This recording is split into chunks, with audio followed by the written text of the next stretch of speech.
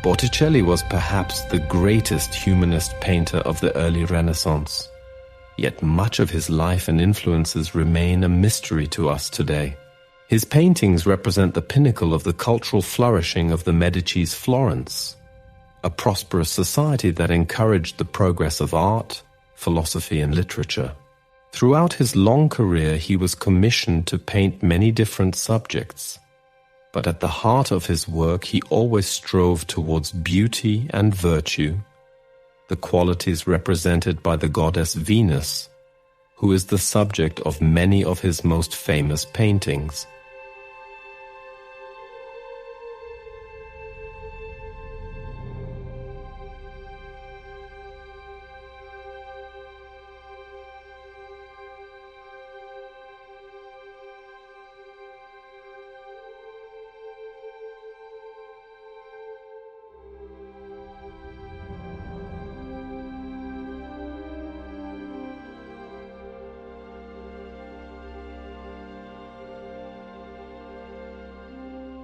Sandro Botticelli was born Alessandro di Mariano Filippepi.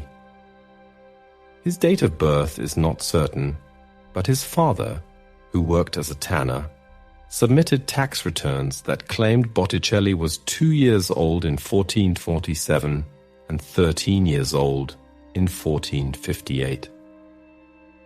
Therefore, art historians have assumed that he was born around 1445. Very little is known about the artist's early life, but it is thought that he grew up on the Via Borgo Ognissanti in Florence. Botticelli lived in this relatively poor area of the city all his life. According to legend, one of the artist's 4 older brothers gave him the nickname Botticelli, meaning little barrel, and the moniker stuck. As early as 1470, he was referred to in a document as Sandro Mariano Botticelli.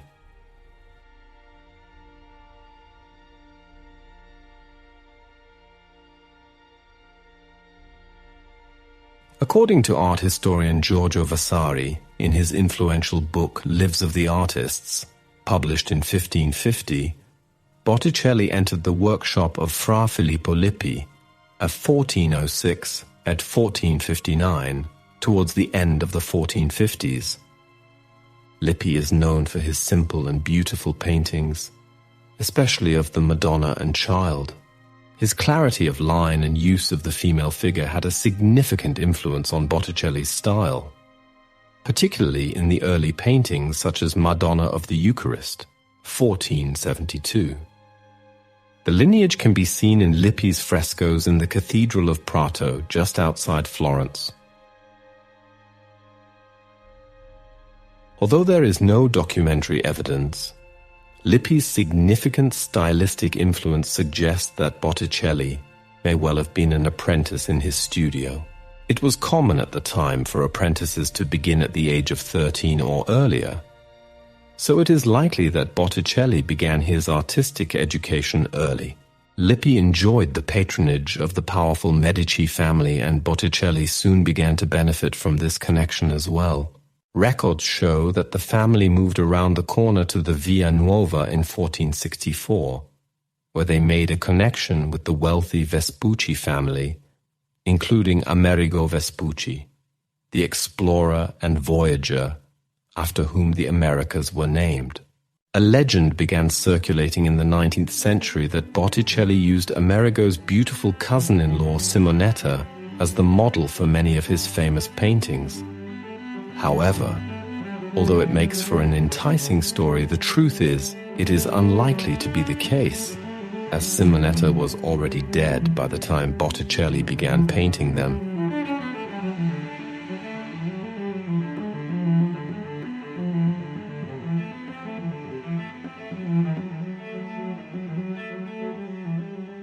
The first documented painting by Botticelli is Fortitude from a panel of 7 paintings of the virtues, the other 6 having been painted by the workshop of Antonio del Pollaiuolo, who was originally commissioned for the work. Botticelli was influenced by Pollaiuolo's naturalistic renditions of the human body, and understanding of anatomy, which Pollaiuolo reputedly studied from dissected dead bodies. However, Botticelli always held back from true naturalism, preferring a distorted figure if it better served the overall idea. Botticelli's early Madonnas already display the human warmth and tenderness that would come to distinguish his work throughout his life.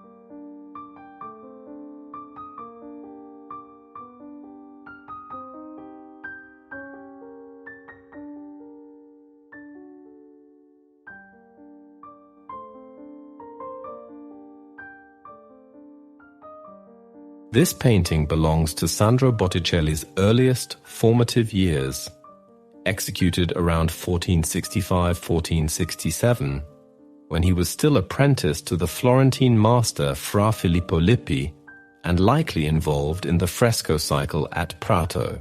Created within the devotional culture of mid-Quattrocento Florence, the work reflects a period when images of the Virgin and Child were frequently commissioned by private families for domestic worship, offering young artists a space to refine composition, figure interaction, and technique.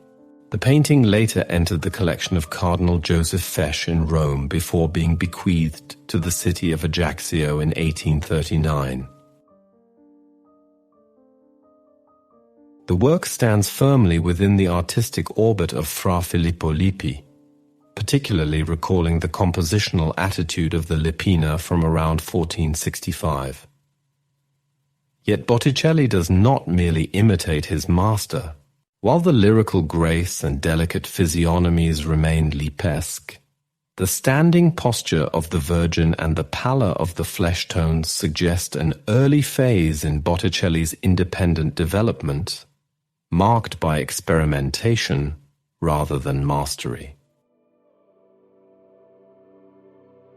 The Virgin is depicted standing on a marble pavement, richly dressed in a garment adorned with fine gold embroidery. She leans forward, preparing to receive the Christ child, whom an angel gently offers to her.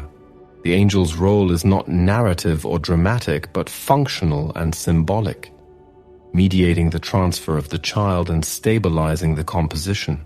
Above and around the figures, festoons and garlands frame the scene, while a pinkish transenna in the background provides a subtle architectural enclosure.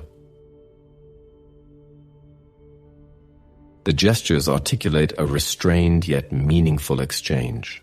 The Virgin's forward inclination conveys maternal readiness and humility, while the angel's offering gesture underscores divine mediation.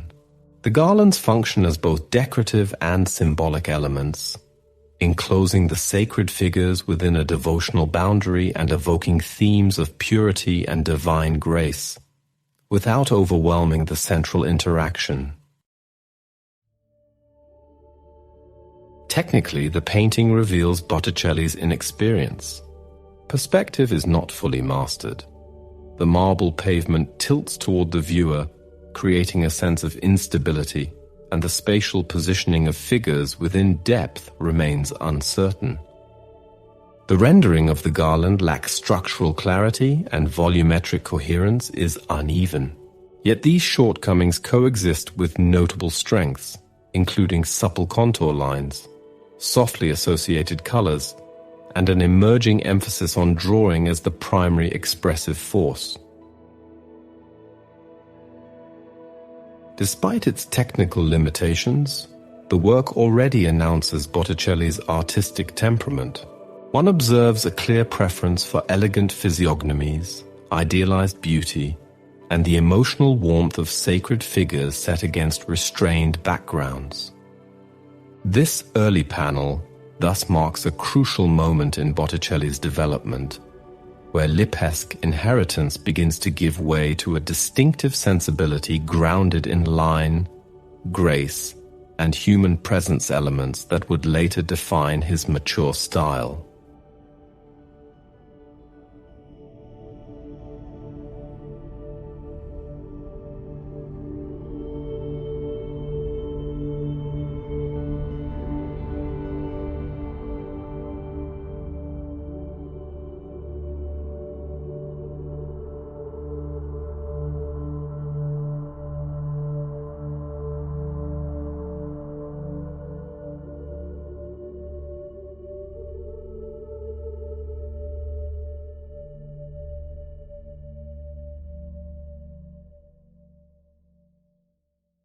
Painted in 1468, Virgin and Child with the young Saint John the Baptist and two angels is a youthful work by Sandro Botticelli, created at a moment when such Marian images were especially popular in Florence.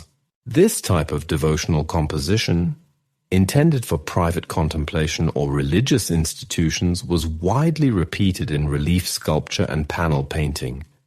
Yet Botticelli already distinguishes himself through emotional subtlety and refined design. The Christ child sits upon the Virgin's knees, gently supported by one of the two angels, whose head is crowned with roses. He stretches his arms toward his mother, while the Virgin inclines her head downward, holding him with the characteristic delicacy of Botticelli's touch. Her lowered gaze conveys both maternal tenderness and a quiet melancholy, suggesting an intuitive awareness of the sorrowful destiny awaiting her son, an end she does not yet know, but senses through the profound communion that binds them. The child's expression is slightly distant, his gaze uncertain, as though he perceives the Virgin's inner travation. Although their eyes do not meet, Botticelli renders with remarkable sensitivity the invisible current of affection passing between them, an intimate exchange of souls that transcends physical contact. The surrounding figures deepen this meditative atmosphere.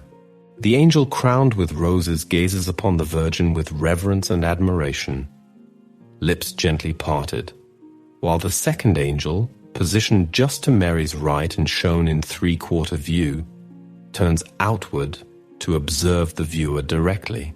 This outward glance subtly draws the spectator into the sacred space. The young Saint John the Baptist mirrors the Virgin's posture, his head inclined and eyes lowered, visually uniting the two figures in a shared state of contemplation and spiritual introspection. Despite being an early work, the painting already reveals Botticelli's exceptional technical skill, particularly in the delicate transparency of the Virgin's veil as it encircles her head and falls softly over her shoulders.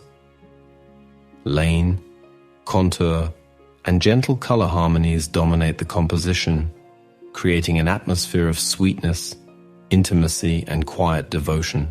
Originally housed in the Hospital of Santa Maria Nuova, the painting was later transferred to the Accademia Gallery in Florence, where it remains a testament to Botticelli's early mastery and his emerging ability to fuse emotional depth, symbolic resonance, and formal elegance into a unified devotional vision.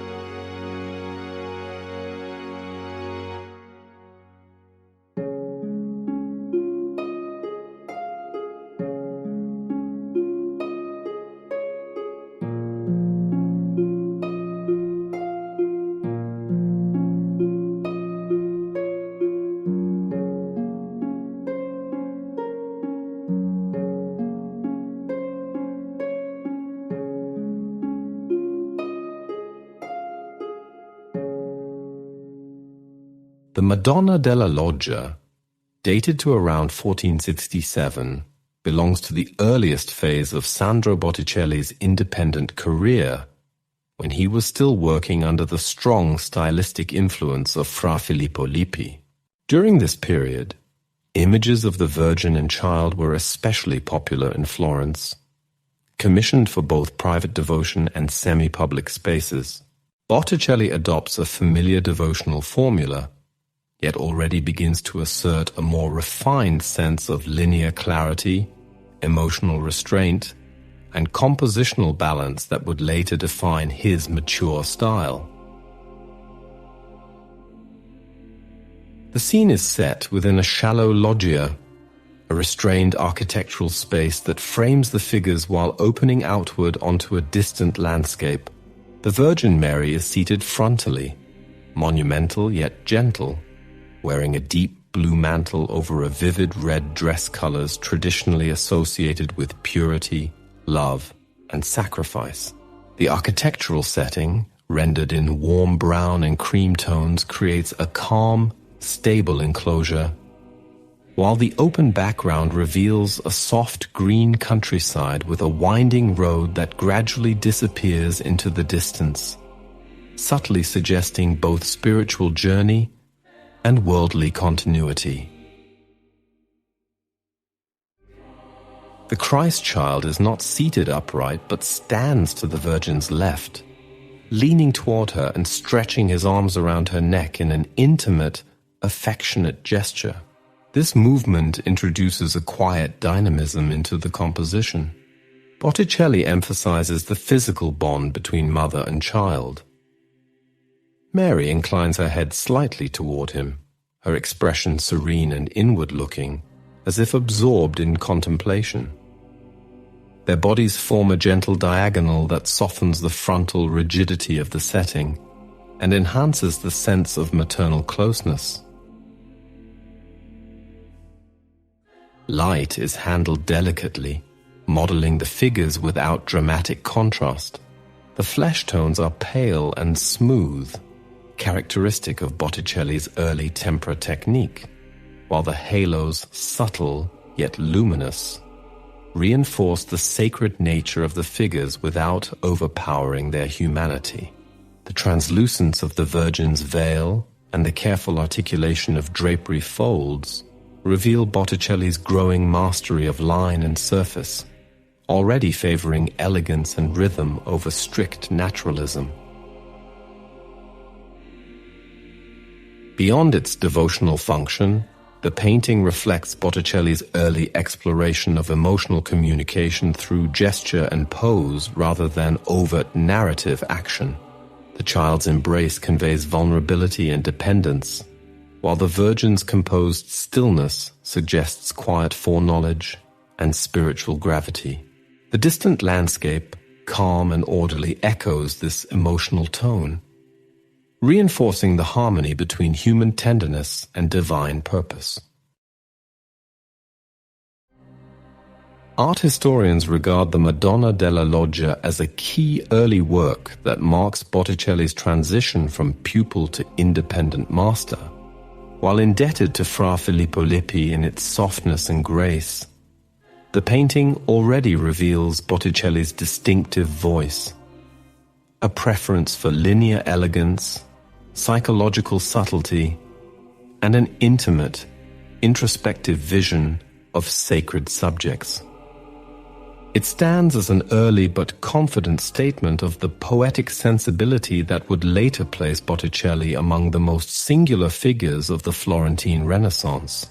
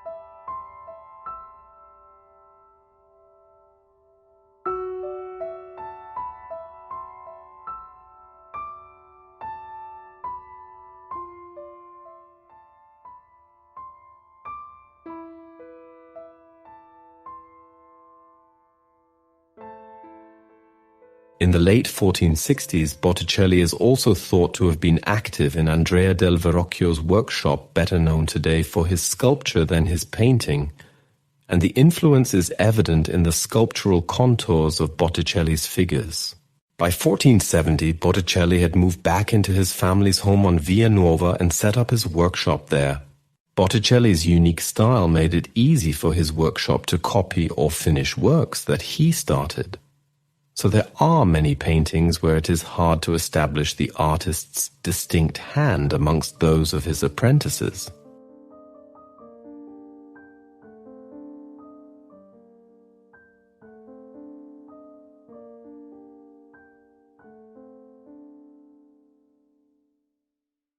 In 1469, Lippi died suddenly while working on a fresco in Spoleto's cathedral, and by the following year, Botticelli had his own workshop.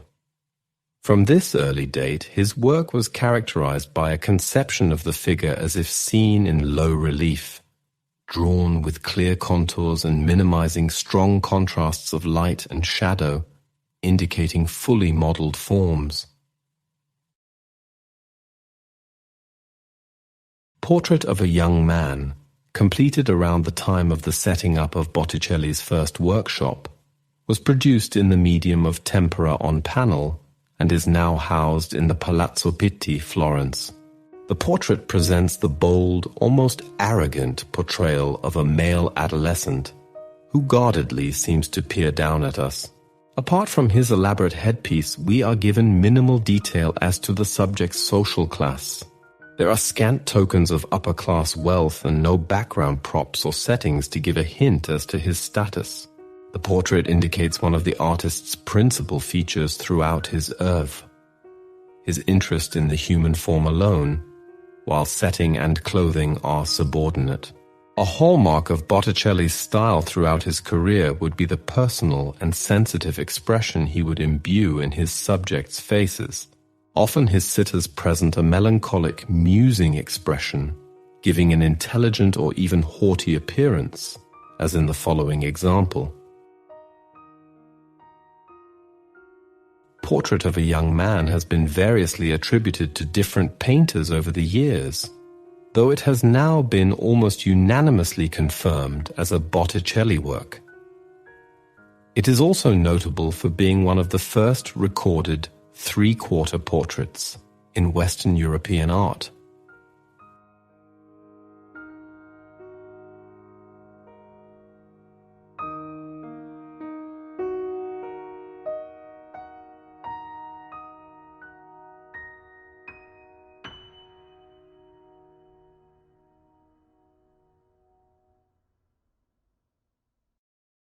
Fortitude, Fortezza, completed in 1470, stands as the earliest documented masterpiece by Sandro Botticelli and marks a decisive moment in his emergence as an independent painter in Florence. The panel was originally commissioned as part of a cycle of 7 virtues intended for the tribunal hall of the Palazzo della Signoria, the civic heart of Florentine justice, while the remaining 6 panels were executed by the workshop of Piero del Pollaiuolo on cypress wood. Botticelli's Fortitude is uniquely painted on poplar, the most common support for panel painting in Tuscany. This material distinction, combined with its stylistic singularity, immediately sets Botticelli's contribution apart within the cycle and underscores the importance attributed to the virtue of strength within the moral hierarchy governing civic life.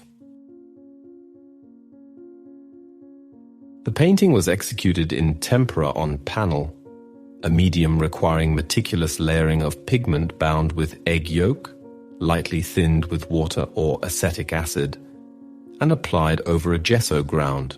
This technique, dominant in 15th century Florence, limits sharp chromatic edges, yet allows for subtle tonal transitions and luminous surfaces. Botticelli exploits these properties to full effect, particularly in the modulation of flesh tones and drapery. Although firmly grounded in the Florentine tradition shaped by his training under Fra Filippo Lippi, Botticelli here asserts a more controlled linearity and compositional clarity, signaling his departure from workshop dependence toward a personal visual language.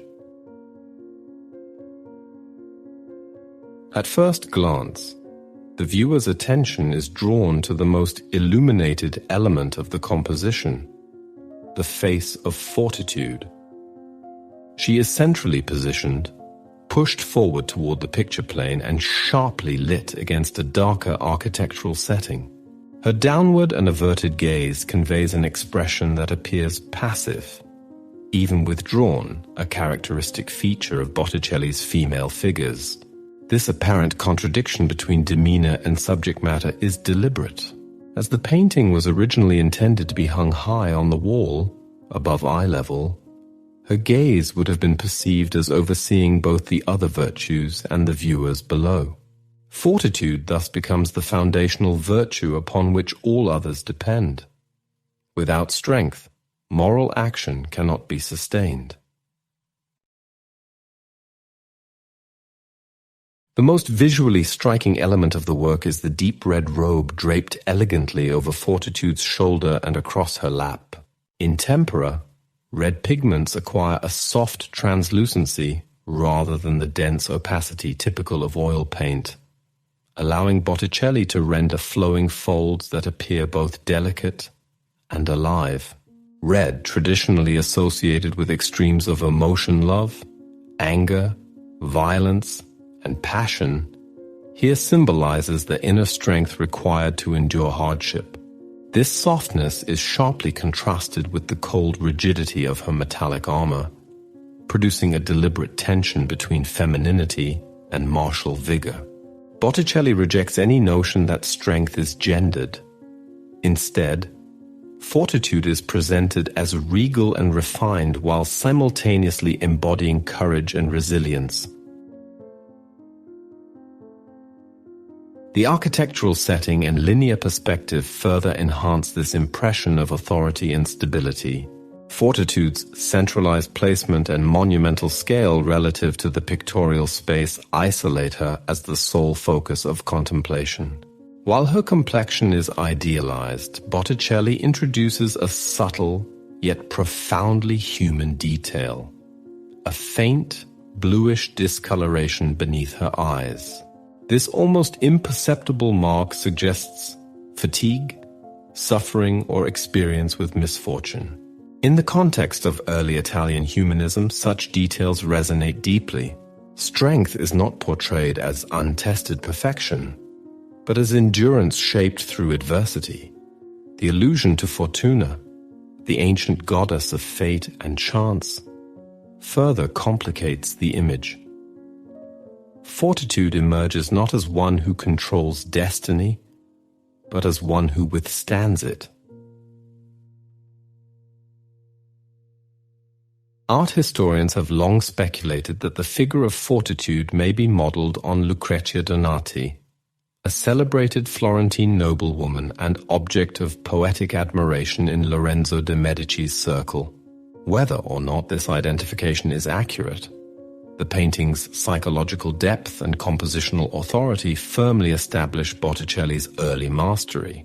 Fortitude anticipates many defining qualities of his later work: the primacy of line, the fusion of ideal beauty with emotional restraint, and the transformation of allegory into a vehicle for human experience. As the first recorded masterpiece of Botticelli, the panel stands not merely as an allegorical figure, but as a declaration of artistic intent, where moral strength, civic responsibility, and human vulnerability converge in a single enduring image.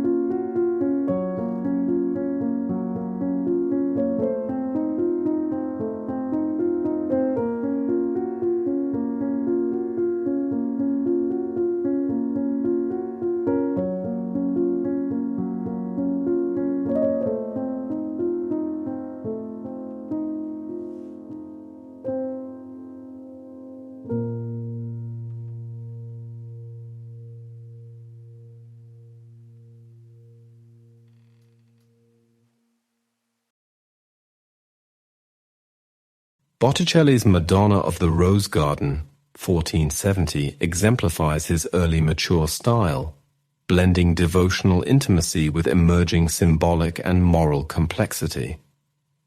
The work situates the Virgin and Child within a carefully cultivated rose garden, a setting rich with allegorical meaning, evoking both purity and spiritual contemplation.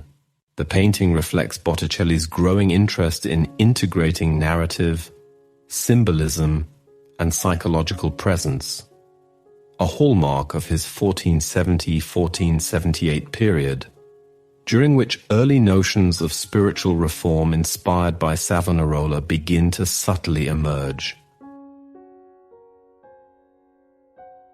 The composition is meticulously balanced, with the Virgin centrally positioned and the Christ child engaging the viewer through gesture and gaze.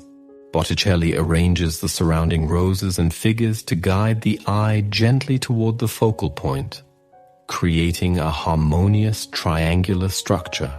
The figures' gestures and expressions convey a tender, intimate interaction, emphasizing human warmth alongside divine serenity, a synthesis characteristic of his mature devotional panels. Symbolism permeates the work. Roses, traditionally associated with the Virgin, are rendered with delicate precision, signaling both purity and heavenly reward. The spatial integration of flora and figures transforms the garden into a contemplative space, reflecting Renaissance humanist ideals, while hinting at moral and spiritual reflection. Such symbolism foreshadows Botticelli's later engagement with the moralistic themes that became pronounced under the influence of Savonarola. Botticelli's handling of color and light demonstrates technical sophistication. Softly modulated skin tones contrast with the vibrant reds and subtle greens of the rose garden, enhancing depth and dimensionality. Light falls gently across the figures, sculpting form and emphasizing delicate facial expressions, while the linear elegance of drapery and garden details reinforces visual harmony and clarity. The painting reflects Botticelli's skill in blending devotional content with aesthetic refinement. While his earlier Madonnas prioritized intimacy and immediate devotional appeal, Madonna of the Rose Garden introduces layered symbolic meaning, narrative sophistication, and compositional restraint. The work illustrates the artist's capacity to fuse naturalistic observation with idealized beauty, aligning technical mastery with spiritual and moral contemplation. Art historians regard Madonna of the Rose Garden as a pivotal work in Botticelli's 1470-1478 mature phase. It marks a transition toward more complex devotional imagery, subtly integrating ethical and spiritual undertones. The painting foreshadows the heightened moral and allegorical concerns that would increasingly characterize Botticelli's output, positioning the artist as both a master of beauty and a sensitive interpreter of the emerging currents of Florentine spirituality.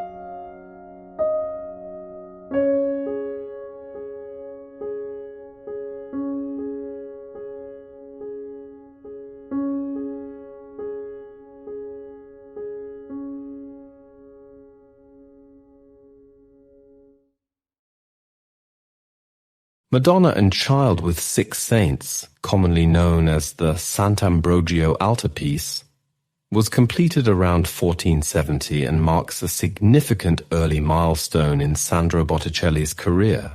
Painted for the church of Sant'Ambrogio in Florence and now preserved in the Galleria degli Uffizi, the work belongs to a moment when Botticelli was transitioning from workshop training under Fra Filippo Lippi toward an increasingly independent artistic identity.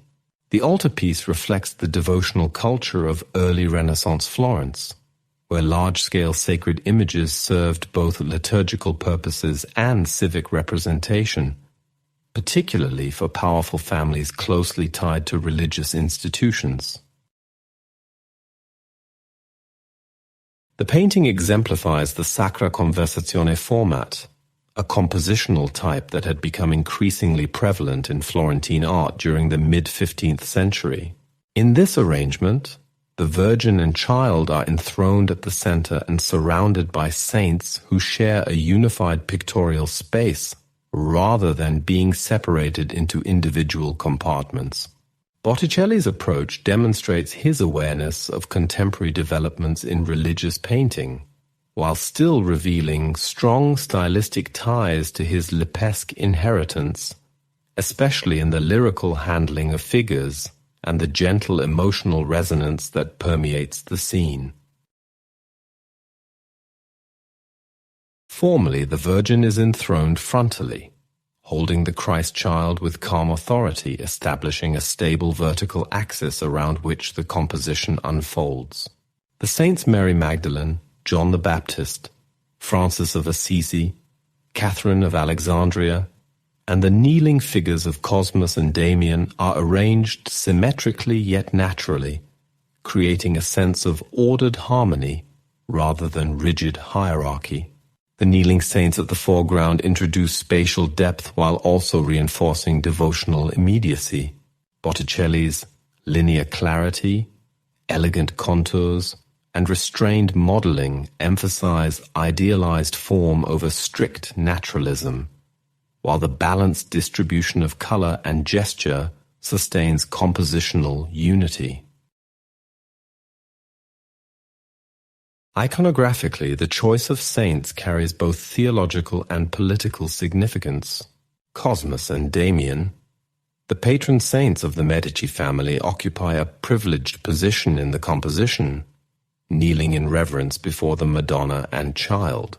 It is widely believed that these figures function as portraits of Medici family members, possibly Lorenzo il Magnifico and his brother Giuliano, thereby transforming the altarpiece into a subtle expression of Medici piety, legitimacy, and civic presence. The remaining saints represent models of penitence, prophecy, faith, and intellectual martyrdom, collectively reinforcing ideals of moral virtue and spiritual authority. Beyond its immediate devotional function, the Sant'Ambrogio altarpiece illustrates Botticelli's growing ability to integrate narrative meaning, symbolic resonance, and compositional coherence within a single monumental framework. The painting anticipates later developments in Florentine altarpiece design, particularly in its emphasis on unified space and psychological calm. While it lacks the dramatic intensity of Botticelli's later mythological works, it reveals an early mastery of visual harmony and sacred decorum that would remain central to his artistic vision. Art historians regard this altarpiece as a formative achievement that consolidates Botticelli's early stylistic language, while situating him firmly within the cultural and political networks of Florence. The work demonstrates how religious imagery could operate simultaneously as an object of devotion, a statement of patronage, and an exercise in artistic refinement. In this sense, the Sant'Ambrogio altarpiece stands as a quiet yet powerful testament to Botticelli's emerging authority as a painter capable of synthesizing spirituality, aesthetics, and civic symbolism into a coherent and enduring visual statement.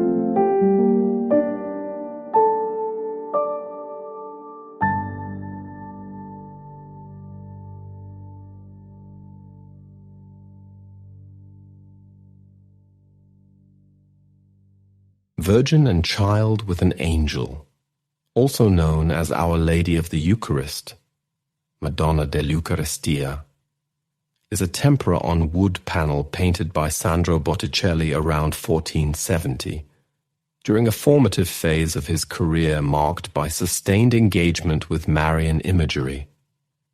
The work belongs to a concentrated sequence of Madonnas produced between 1465 and 1470, a period in which Botticelli was refining his synthesis of devotional intimacy, symbolic clarity, and linear elegance under the lingering influence of Fra Filippo Lippi. Now housed in the Isabella Stewart Gardner Museum in Boston, the painting exemplifies the Florentine taste for private devotional panels that combined theological meaning with lyrical restraint. The composition presents the Virgin in three-quarter view, seated and holding the Christ child upon her lap. This oblique orientation softens the frontal authority of the Madonna while enhancing a sense of gentle interaction between mother and child. An angel, smiling and crowned with myrtle, stands close beside them, extending a bowl that contains ears of wheat and clusters of grapes. The Christ child raises his right hand in a gesture of benediction, while the Virgin delicately holds one of the ears of wheat, visually linking maternal care with sacramental symbolism. Botticelli's figures are closely grouped, creating a compact and intimate arrangement that draws the viewer into a quiet, devotional encounter. Symbolism is central to the painting's meaning. The wheat and grapes offered by the angel allude directly to the bread and wine of the Eucharist, prefiguring Christ's sacrifice and the doctrine of transubstantiation. The number of ears of wheat traditionally interpreted as 12 may refer to the Apostles and the Last Supper, reinforcing the painting's Eucharistic emphasis. The angel's myrtle crown, a plant associated with purity and eternal life, further underscores Marian virtue and divine promise. Through these carefully selected motifs, Botticelli weaves complex theological ideas into a scene of apparent simplicity and tenderness. The setting is often interpreted as a hortus conclusus, or enclosed garden, a long-established symbol of the Virgin's perpetual virginity. The low wall and arcade suggest a protected, sanctified space, while glimpses of a distant landscape rolling hills and a winding river introduce a subtle sense of spatial depth without disrupting the contemplative focus of the foreground. This balance between enclosure and openness mirrors the dual nature of the image, at once intimate and universal, private in devotion yet expansive in meaning. Botticelli's handling of tempera demonstrates his growing technical assurance. Soft, luminous flesh tones contrast with the cool blues of the Virgin's mantle, while delicate transitions of light model the figures without heavy chiaroscuro. The crisp, linear contours, inherited from Lippi yet increasingly disciplined, define drapery folds and facial profiles with clarity and grace. The surface retains a gentle translucency characteristic of egg tempera, enhancing the spiritual calm of the scene and reinforcing the painting's meditative function. The later history of the painting reflects both its artistic value and the controversies surrounding the export of Italian Renaissance works at the turn of the 20th century. Originally in the collection of Prince Chigi, the panel was offered to Isabella Stewart Gardner in 1899 and ultimately acquired after a significant price increase, provoking public debate in Italy and resulting in legal penalties for the seller. Exhibited in London before its transfer to Boston, the painting has since become one of the Gardner Museum's most significant Renaissance holdings. Within Botticelli's oeuvre, Our Lady of the Eucharist stands as a refined expression of early maturity, anticipating the greater symbolic complexity and emotional subtlety of his later Madonnas, while remaining rooted in the lyrical devotional language of his formative years.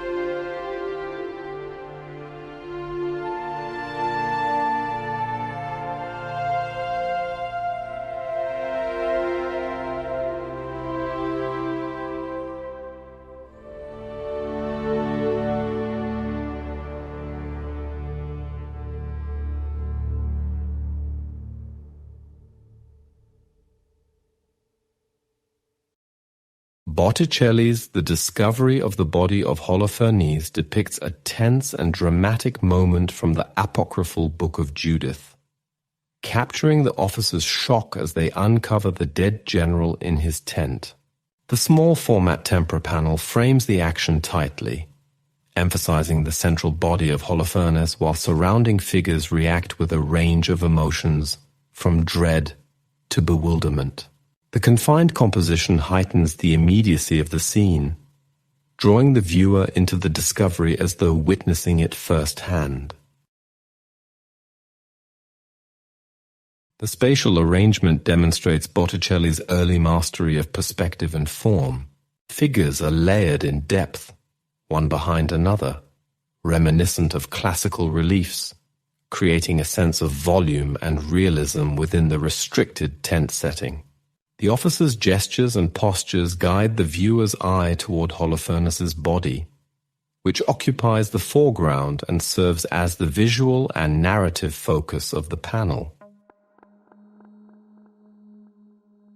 Symbolism is embedded both narratively and visually. The severed body, although violent in context, is rendered with relaxed proportions, suggesting deep sleep rather than grotesque death, reflecting Botticelli's interest in idealized human form and the influence of Greco-Roman antiquity. The officers' varied expressions serve as moral and emotional commentary, contrasting piety and human weakness, while the distant landscape glimpsed beyond the tent introduces a subtle symbolic element of daylight and renewal. Botticelli's handling of color and light enhances the psychological and dramatic tension. He employs a limited palette of red, white, and blue, balancing the stark whiteness of the sheets and horse with the muted tones of clothing and tent, achieving a harmonic yet somber chromatic effect. Light falls diffusely, modeling anatomy and drapery with precision, reinforcing the clarity of each figure and the body while contributing to the overall theatrical atmosphere. The painting demonstrates Botticelli's integration of classical influence and narrative skill. The anatomy of Holofernes recalls Pollaiuolo's studies of the nude, while the careful foreshortening and spatial compression highlight Botticelli's growing ability to organize complex scenes in a coherent and visually compelling manner. The psychological realism of the officer's reactions adds emotional depth to the biblical story, making the panel more than a mere illustration. The discovery of the body of Holofernes stands as an early but confident example of Botticelli's narrative artistry. Its precision in form, controlled color, and expressive characterization reflect the artist's emerging maturity, bridging his apprenticeship studies with the inventive storytelling that would define his later work. The panel, along with its pendant The Return of Judith to Bethulia, showcases Botticelli's capacity to translate dramatic biblical episodes into intimate, visually engaging compositions that resonate both emotionally and aesthetically. Botticelli's The Return of Judith to Bethulia captures the triumphant aftermath of Judith's daring act, depicting the young widow carrying the severed head of Holofernes back to her city. The small format tempera panel focuses on Judith and her servant, with careful attention to gesture, posture, and gaze, conveying both determination and piety. The scene emphasizes heroism and divine intervention, contrasting with the tension and horror of the preceding Discovery panel. The composition is tightly controlled, with Judith and her servant occupying the central axis. Their diagonal positioning across the foreground creates movement and guides the viewer's eye along the path of their return.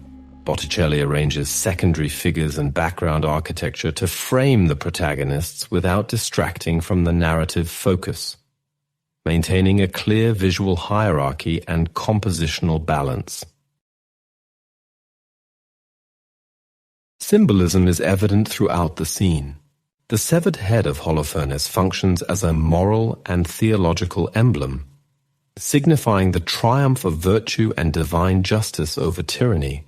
Judith's attire, gestures, and serene expression emphasize her wisdom, courage, and devotion, reinforcing the narrative of righteous action guided by faith.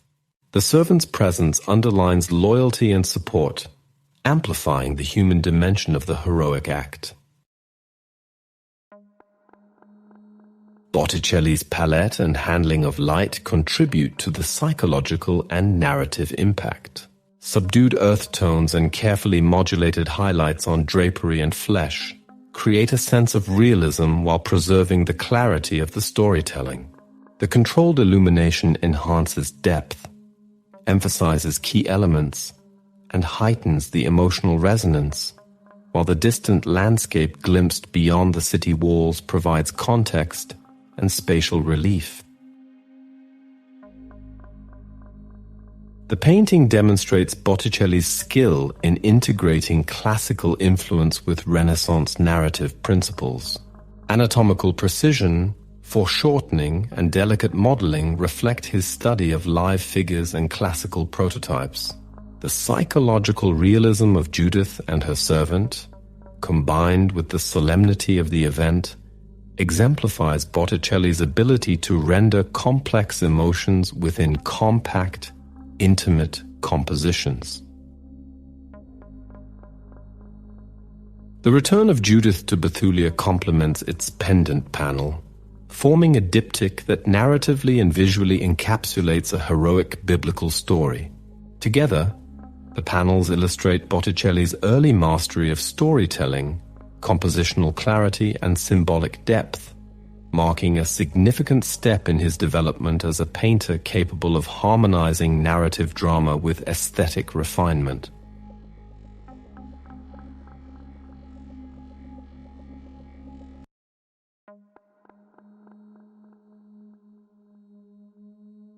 In 1472, Botticelli's position allowed him to join the group of Florentine painters called the Compagnia di San Luca. His early work in this period was produced for churches in Florence, including his Adoration of the Magi, c. 1476, for Santa Maria Novella, one of the city's most important religious spaces.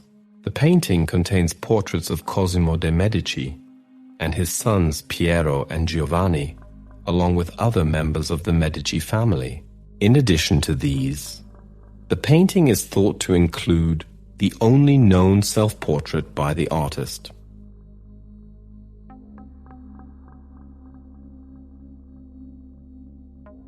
Botticelli's portrait of Smeralda Brandini represents a mature approach to portraiture during his early 1470s period. The painting captures the sitter with elegance and restraint, emphasizing both her social status and personal dignity. The delicate rendering of facial features, along with the subtle interplay of light and shadow, conveys a sense of individuality while maintaining idealized grace characteristic of Botticelli's Florentine milieu. The composition is structured to highlight the sitter against a neutral background, focusing attention on her expression, posture, and attire. Botticelli arranges the figure in a three-quarter view, a typical Renaissance approach that conveys volume and spatial depth. Her gaze, directed slightly away from the viewer, imbues the portrait with an introspective quality, inviting contemplation of her character and social presence. Symbolism is subtly embedded in the work. The luxurious garments and finely detailed jewelry reflect wealth and refinement, while the calm, composed expression suggests virtue and decorum. Botticelli's careful handling of fabric and accessories underscores the sitter's elevated social position and the artist's attention to material detail, aligning portraiture with contemporary ideals of beauty and propriety. The use of color and light enhances the portrait's realism and elegance.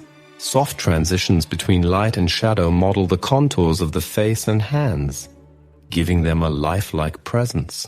Botticelli's restrained palette with muted reds, golds, and browns harmonizes the composition while emphasizing the sitter's serene demeanor. Light falls gently across her features, highlighting the delicacy of the skin and the intricate patterns of her attire. Botticelli's technique demonstrates mastery over line, form, and surface. His precise brushwork delineates facial structure, hair and clothing folds, reflecting both his training under Fra Filippo Lippi and his exposure to classical influences. The psychological presence of the sitter is heightened by the interplay of subtle gesture, gaze, and compositional focus, revealing Botticelli's growing sophistication in capturing human character. Portrait of Smeralda Brandini illustrates Botticelli's evolution in portraiture during his early mature period. By balancing realism with idealization, the work exemplifies his ability to harmonize aesthetic refinement with narrative and psychological depth.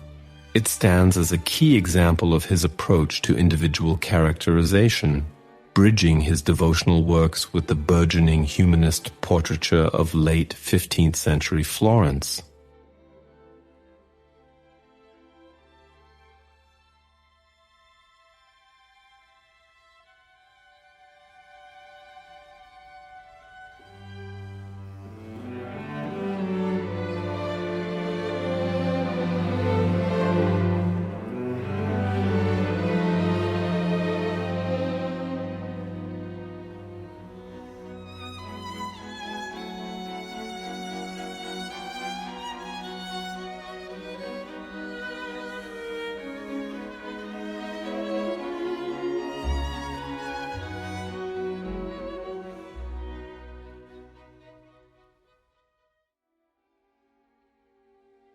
Botticelli's Adoration of the Kings represents a major devotional composition from his early mature period, combining complex narrative with refined figural representation. The painting depicts the biblical scene of the Magi presenting gifts to the Christ child, integrating multiple figures, gestures, and expressions to convey reverence, wonder, and divine significance. Botticelli's arrangement emphasizes the centrality of the infant Jesus, drawing the viewer's eye through compositional hierarchy and perspective. The composition is dense yet structured, with the Holy Family positioned at the focal center. The Magi are arranged dynamically around them, their gestures and postures forming diagonals and curves that lead the eye throughout the scene. Secondary figures, including attendants, shepherds, and animals, are carefully balanced within the space, creating a sense of depth and narrative richness while maintaining clarity of the principal event. Symbolism is integral to the work.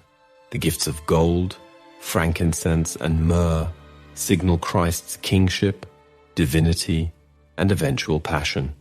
Botticelli emphasizes the contrast between earthly grandeur and spiritual humility through the juxtaposition of opulently dressed magi with the simplicity of the manger. Subtle details, such as the gestures of adoration and the attentive expressions of onlookers, reinforce the theological and moral themes of devotion, piety, and recognition of divine authority. Botticelli's use of color, light, and surface treatment enhances the narrative impact. Rich saturated pigments highlight the luxurious robes of the Magi and the delicate flesh tones of the Christ child and Virgin. Light is carefully modulated to illuminate key figures while casting others in gentle shadow, creating both focus and atmospheric depth. The chromatic contrasts also serve to guide the viewer's attention through the scene's multiple narrative layers. The painting demonstrates Botticelli's skill in integrating classical and contemporary influences. The anatomy of the figures, the elegant drapery, and the sense of spatial coherence reveal his study of Fra Filippo Lippi and exposure to Florentine humanism. Each figure exhibits individualized expressions and gestures, reflecting Botticelli's growing ability to convey psychological nuance alongside narrative clarity.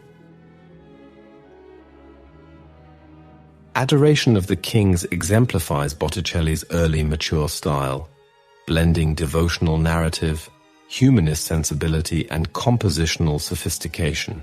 It stands as a key work illustrating his capacity to harmonize complex figural arrangements with theological significance, marking an important stage in his development toward the refined storytelling of his later masterpieces.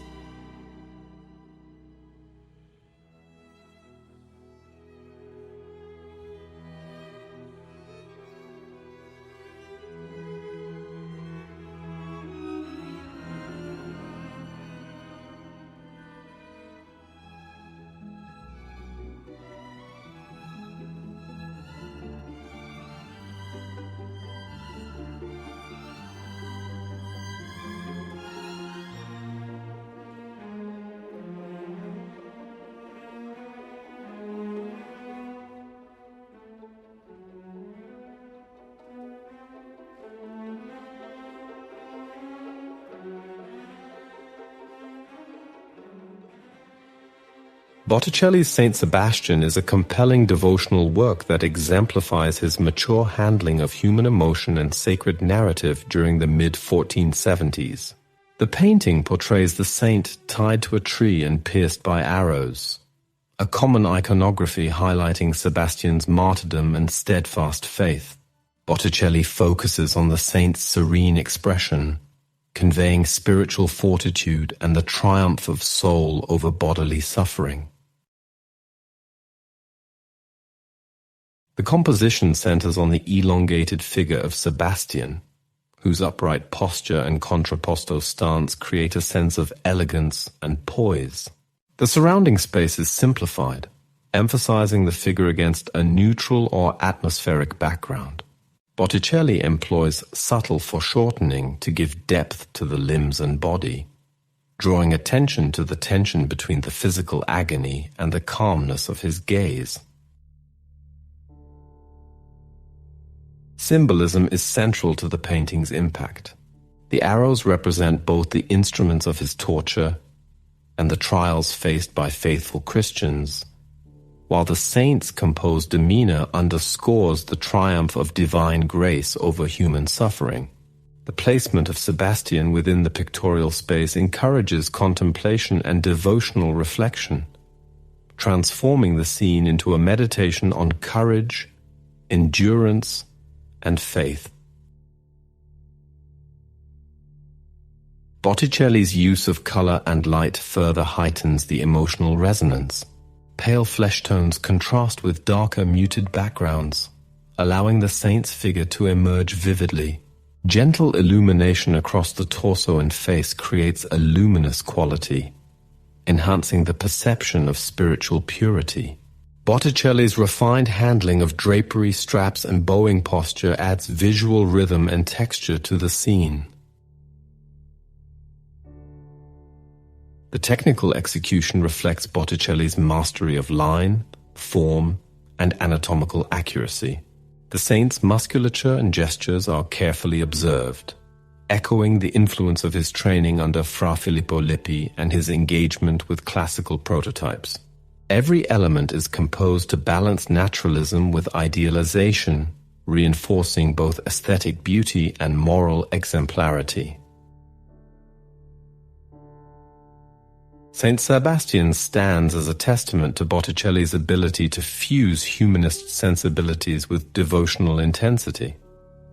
The painting exemplifies his approach to sacred narrative, highlighting psychological depth, expressive restraint, and compositional clarity, and it represents a pivotal work within his early mature period.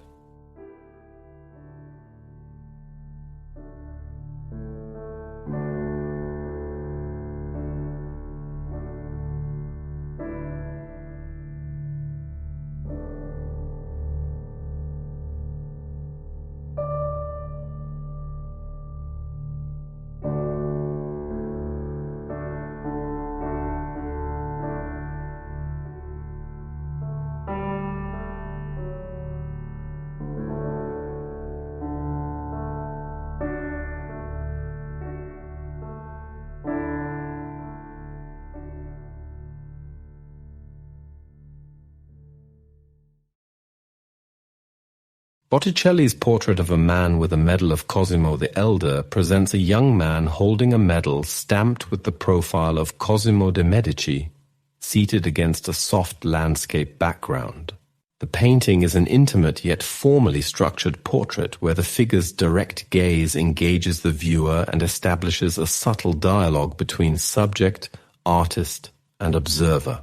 The careful positioning of the medal, held between the youth's hands in a triangular formation, emphasizes both the sitter's reverence for the Medici and the ceremonial display of social allegiance, making the portrait a nuanced reflection of Florence's civic and cultural milieu.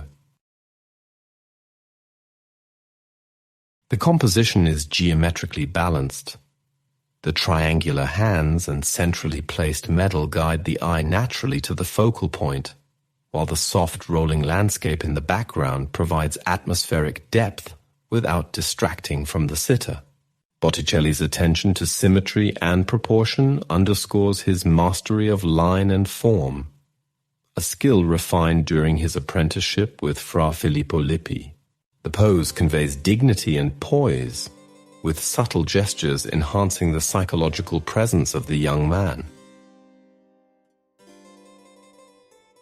Symbolically, the medal conveys multiple layers of meaning. As a pastiglia gesso imitation of a real metal medal, it signals civic loyalty and cultural sophistication. The depiction of Cosimo de' Medici, possibly modeled after the medal designed by Donatello in 1465, situates the subject within the historical and political context of Florence's ruling family. The work can also be read as a celebration of humanist values. The youth's serene yet attentive gaze embodies the idealized virtue of loyalty, education, and moral uprightness prized in Renaissance Florence. Botticelli's handling of color and light enhances the portrait's contemplative mood.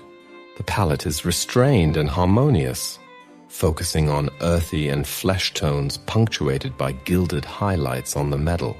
Diffused illumination across the face and hands accentuates volume and modeling, producing a subtle chiaroscuro effect that highlights the sitter's physiognomy while maintaining a soft, elegant finish. The naturalism of the skin tones and the reflective quality of the medal demonstrate Botticelli's keen observation of materials and light. The technical execution reflects Botticelli's combined mastery of tempera on panel and his familiarity with sculptural forms, likely influenced by the work of Pollaiuolo and contemporary medallists. The meticulous rendering of the hands, the medal, and the sitter's facial features conveys both accuracy and idealization.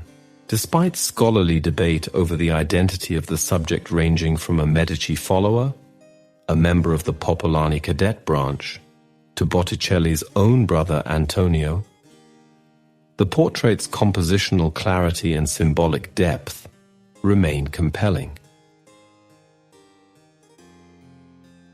Portrait of a Man with a Medal of Cosimo the Elder exemplifies Botticelli's capacity to merge portraiture, civic symbolism, and humanist ideals into a visually coherent and intellectually resonant work. Its enigmatic sitter, refined technique, and symbolic emphasis on allegiance to the Medici position, the painting is a key example of Botticelli's early mature period, reflecting both the cultural context of Florence and the artist's increasing command of psychological insight in portraiture.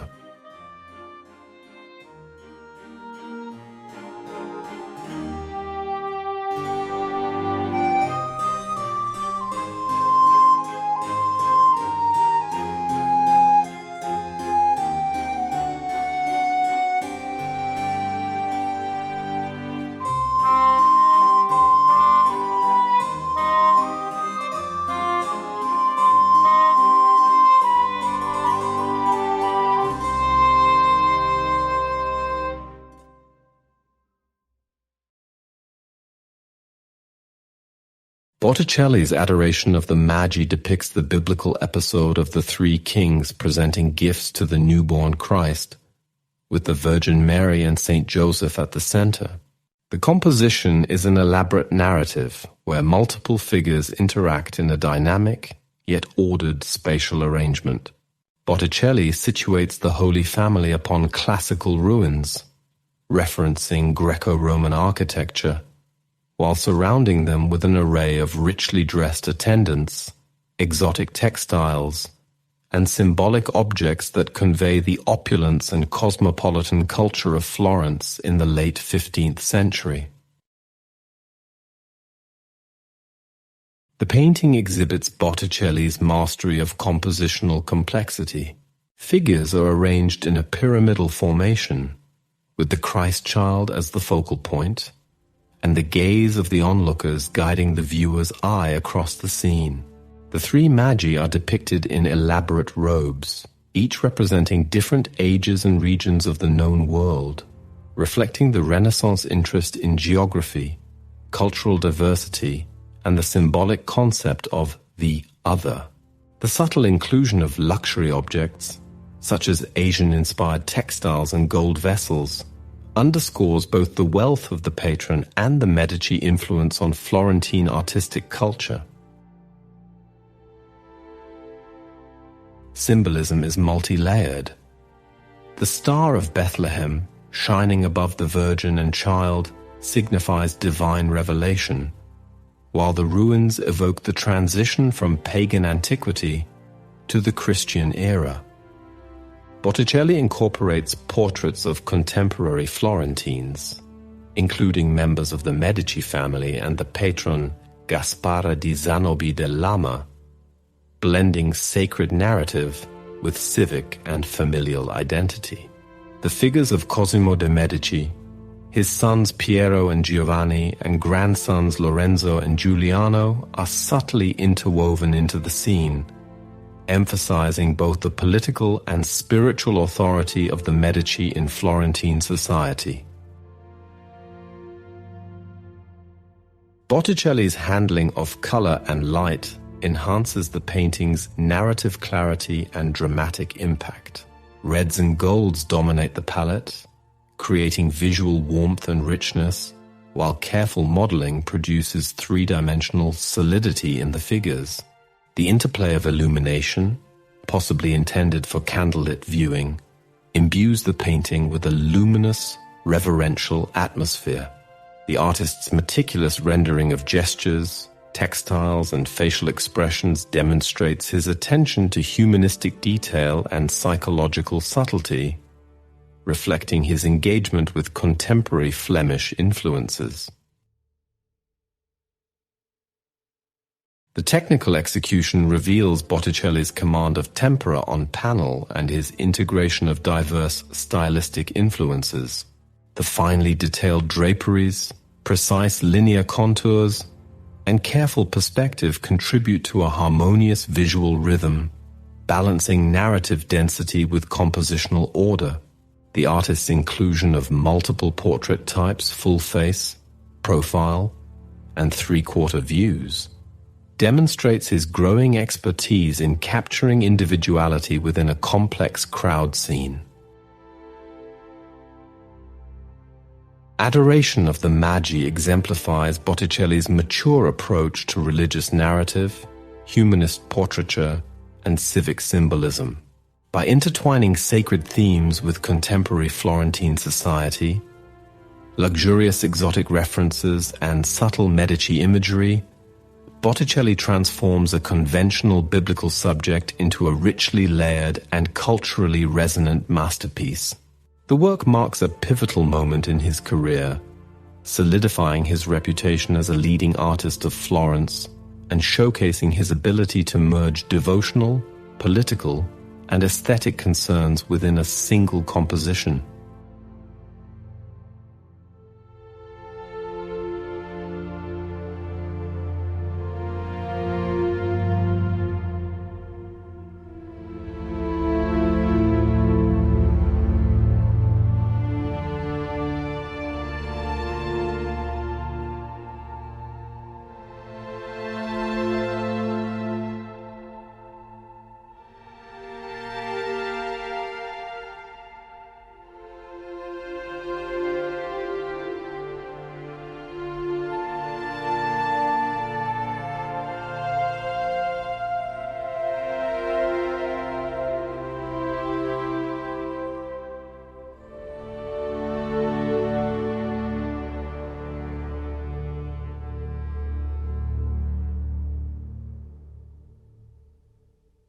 Madonna and Child with 8 Angels, 1478, now in the Gemälde Berlin, represents a mature devotional vision within Sandro Botticelli's Marian oeuvre.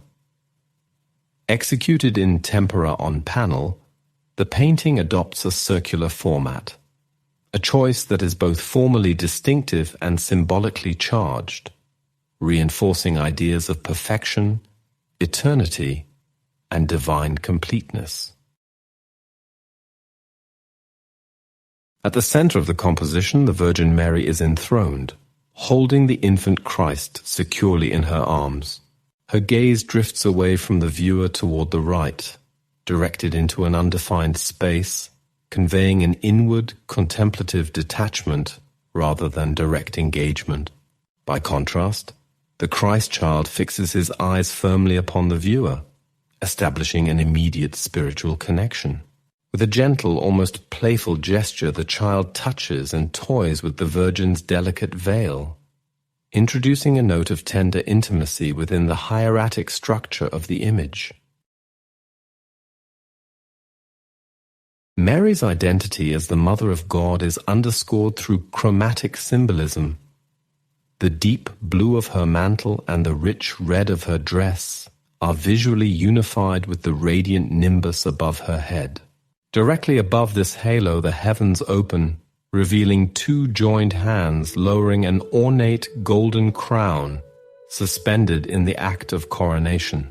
This gesture anticipates the Virgin's celestial queenship while reinforcing her exalted status within the economy of salvation. Flanking the Madonna symmetrically are 8 angels, 4 on each side. To the viewer's right, the angels appear to sing, their mouths open in harmonic praise. To the left, the angels remain silent, absorbed in solemn stillness. All 8 hold white lilies, traditional symbols of virginity and purity, as well as references to the Trinity and to Mary's role as patron and intercessor. Notably, only 6 lily blossoms are fully visible, an intentional numerical subtlety that enriches the symbolic framework of the painting.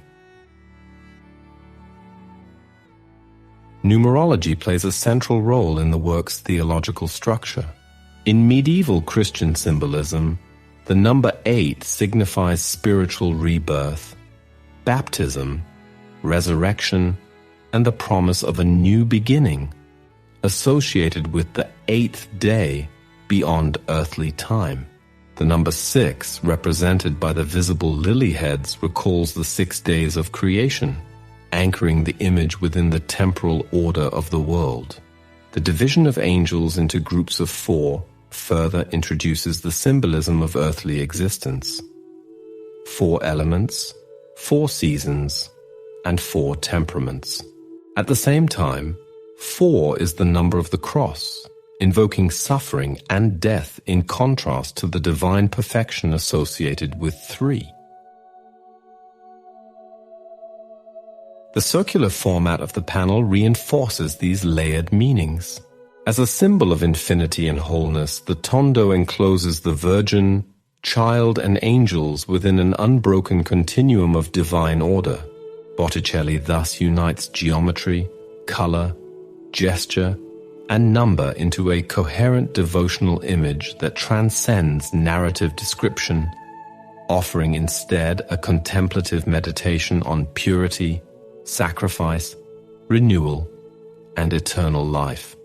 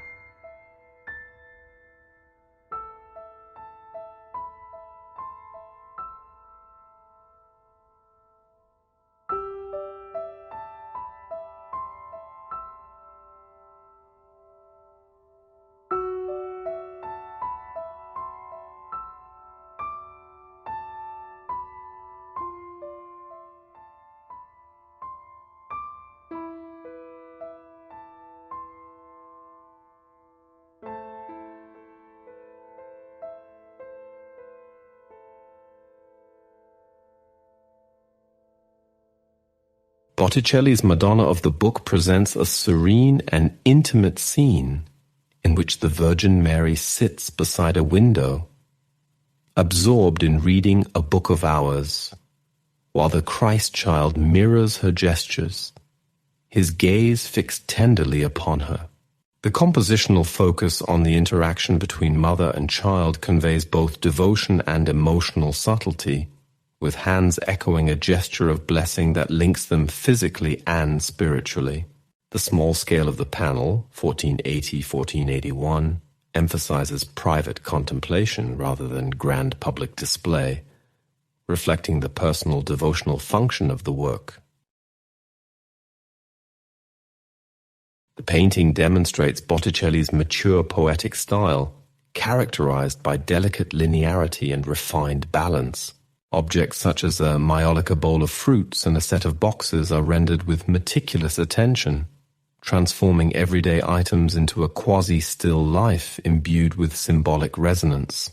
Cherries, plums, and figs carry theological meanings. Christ's blood, maternal tenderness, and resurrection, while the inclusion of the 3 nails and crown of thorns held by the child subtly foreshadows his passion. Mary's blue robe, executed in precious lapis lazuli, conveys purity, heavenly grace, and regal dignity, and is enriched by gold filigree on garments and objects. Light filters softly through the window, illuminating the interior and accentuating the transparency of veils and the texture of fabrics. This interplay of light, shapes, and empty space imparts an ethereal, almost meditative quality, highlighting Botticelli's sensitivity to atmosphere and compositional harmony. Symbolically, the work encapsulates Marian devotion and humanist refinement. The focused attention of Mary on her book reflects the importance of prayer and study, while the Christ child's gestures link the private devotional setting to the broader narrative of salvation. Botticelli balances realism and idealization, creating figures that are both accessible and imbued with spiritual dignity. The careful modulation of gestures, gaze, and hand positions conveys a subtle psychological dialogue between mother and child. Technically, the panel demonstrates Botticelli's mastery of tempera on panel, with nuanced color harmonies and a restrained palette that enhances the luminosity of the scene. The recent restoration revealed a bright morning aura previously obscured, bringing renewed attention to his layering techniques and the sophisticated handling of blues and gold. The painter's finesse in rendering textures, the tactile quality of the pages, garments, and objects, and the delicate filigree exemplify his combination of precision and poetic expression. Madonna of the book epitomizes Botticelli's artistic maturity during his Medici-supported golden period. It reflects the culmination of his early studies in linear grace, coloristic subtlety, and symbolic layering, producing a work that is intimate yet resonant with theological and cultural meaning. While the identity of the patron remains unknown, the use of costly materials and refined technique indicates a commission of high prestige, situating the painting firmly within the context of Florentine Renaissance devotion and the flourishing of Botticelli's personal style.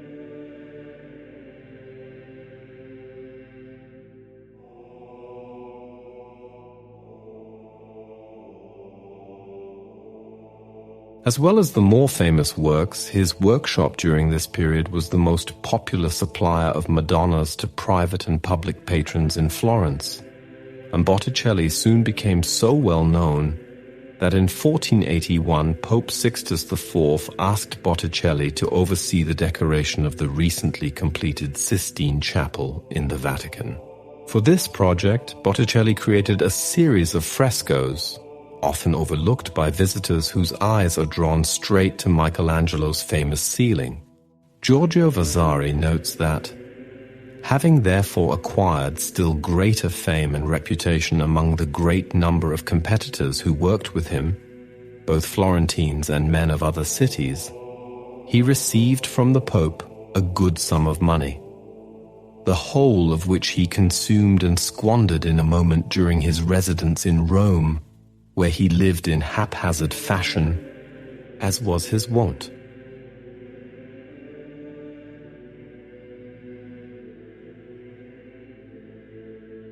On 27th October 1480, a group of well-established Florentine painters, including Botticelli, Domenico Ghirlandaio, and Cosimo Rosselli, left for Rome, having been summoned as part of the reconciliation project between Lorenzo de' Medici, the de facto ruler of Florence, and Pope Sixtus IV.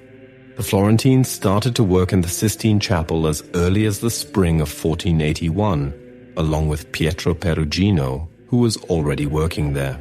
The projected plan of the decoration included a running theme of the stories of Moses and Christ, as a sign of continuity between the Old and the New Testament.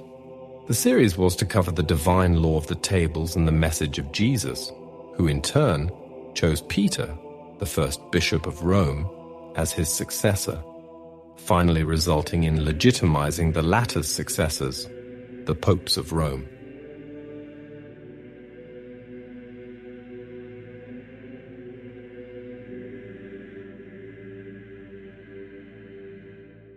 Botticelli's Punishment of Korah, Dathan, and Abiram is a fresco illustrating the rebellion of the Israelites against Moses and Aaron, executed in the Sistine Chapel during 1481-1482.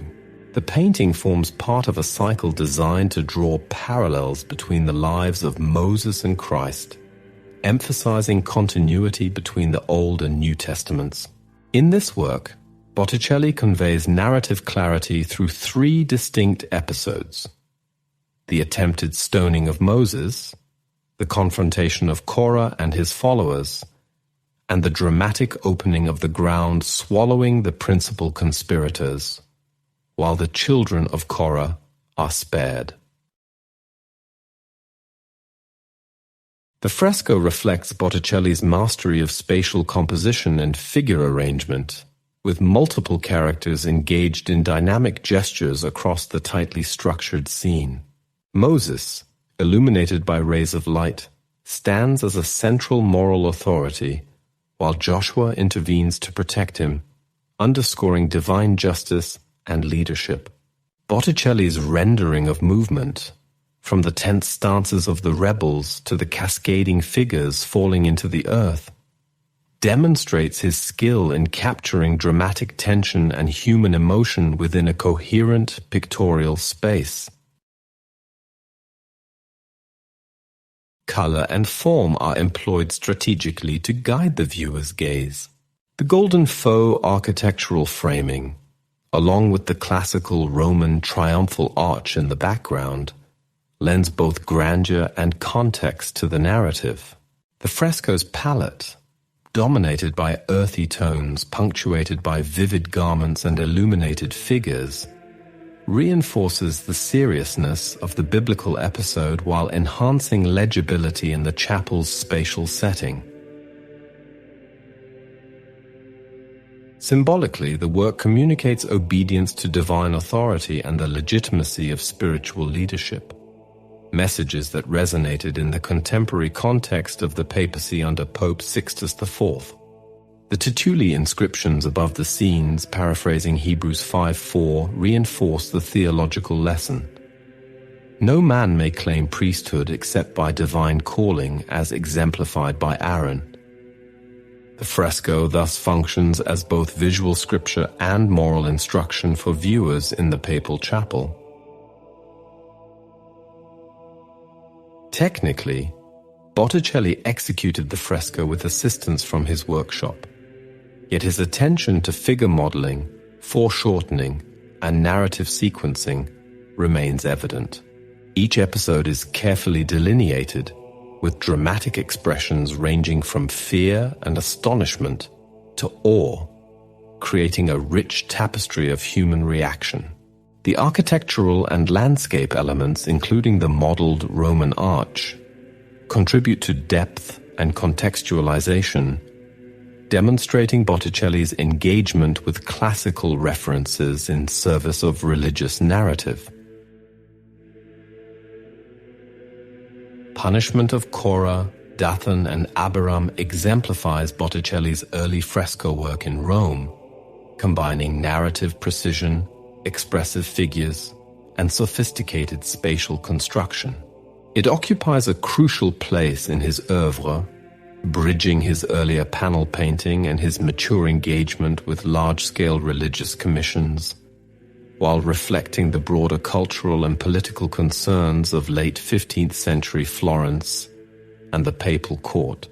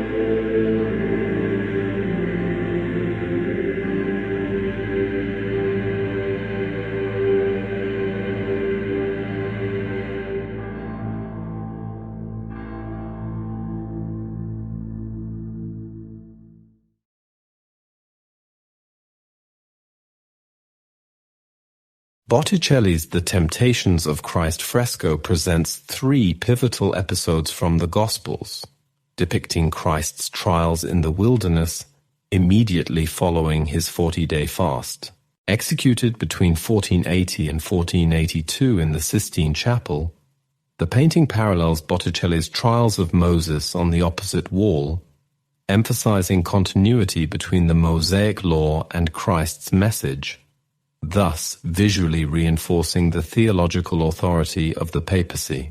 The upper section of the fresco contains the narrative of Christ's temptations, while the lower foreground illustrates a symbolic episode of healing, bridging the divine and human realms. In the first temptation, depicted on the left, the devil, in the guise of a hermit, challenges Christ to convert stones into bread, testing his obedience and reliance on God rather than material sustenance. In the central episode, Christ is transported by the devil to the temple in Jerusalem and tempted to cast himself down, invoking divine protection. In the final scene on the upper right, the devil shows Christ the dominion of the earth, promising power in exchange for worship. Each encounter demonstrates the resilience and moral steadfastness of Christ, visually articulated through Botticelli's careful arrangement of figures and gestures, which direct the viewer's gaze across the sequential trials. The foreground narrative, depicting a healed leper presenting himself to the high priest along with ritual offerings, functions as a symbolic prefiguration of Christ's role in salvation. The young man carrying a basin with hyssop, accompanied by women bearing sacrificial fowls and cedar, evokes the cleansing rites, while the high priest serves as a typological reference to Moses, the lawgiver. This layering of stories intertwines Christ's trials with foreshadowed redemptive acts, a compositional choice that highlights Botticelli's narrative sophistication.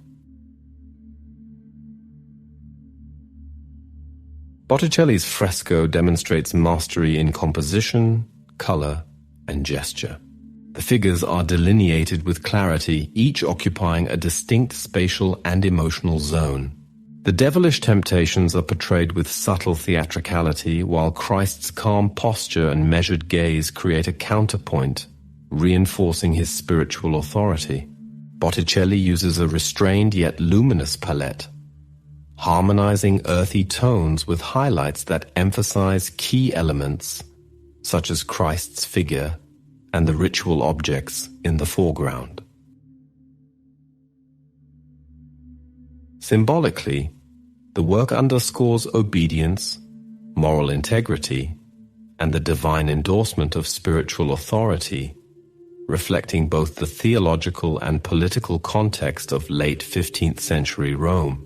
The frieze inscription, Temptatio Iesu Christi Latoris Evangelicae Legis, identifies Christ as the bringer of the evangelic law, situating the fresco within the broader didactic program of the Sistine Chapel. Botticelli's composition reinforces the narrative flow and theological coherence, linking Old Testament prefiguration with New Testament fulfillment. The Temptations of Christ exemplifies Botticelli's ability to merge dynamic storytelling with careful spatial organization. The juxtaposition of upper narrative episodes and symbolic foreground events, combined with expressive gestures and facial expressions, demonstrates his capacity to convey both dramatic tension and contemplative reflection. This fresco occupies a central place in Botticelli's Roman period, bridging his earlier Florentine panel works with large-scale ecclesiastical commissions that demanded both narrative clarity and symbolic resonance.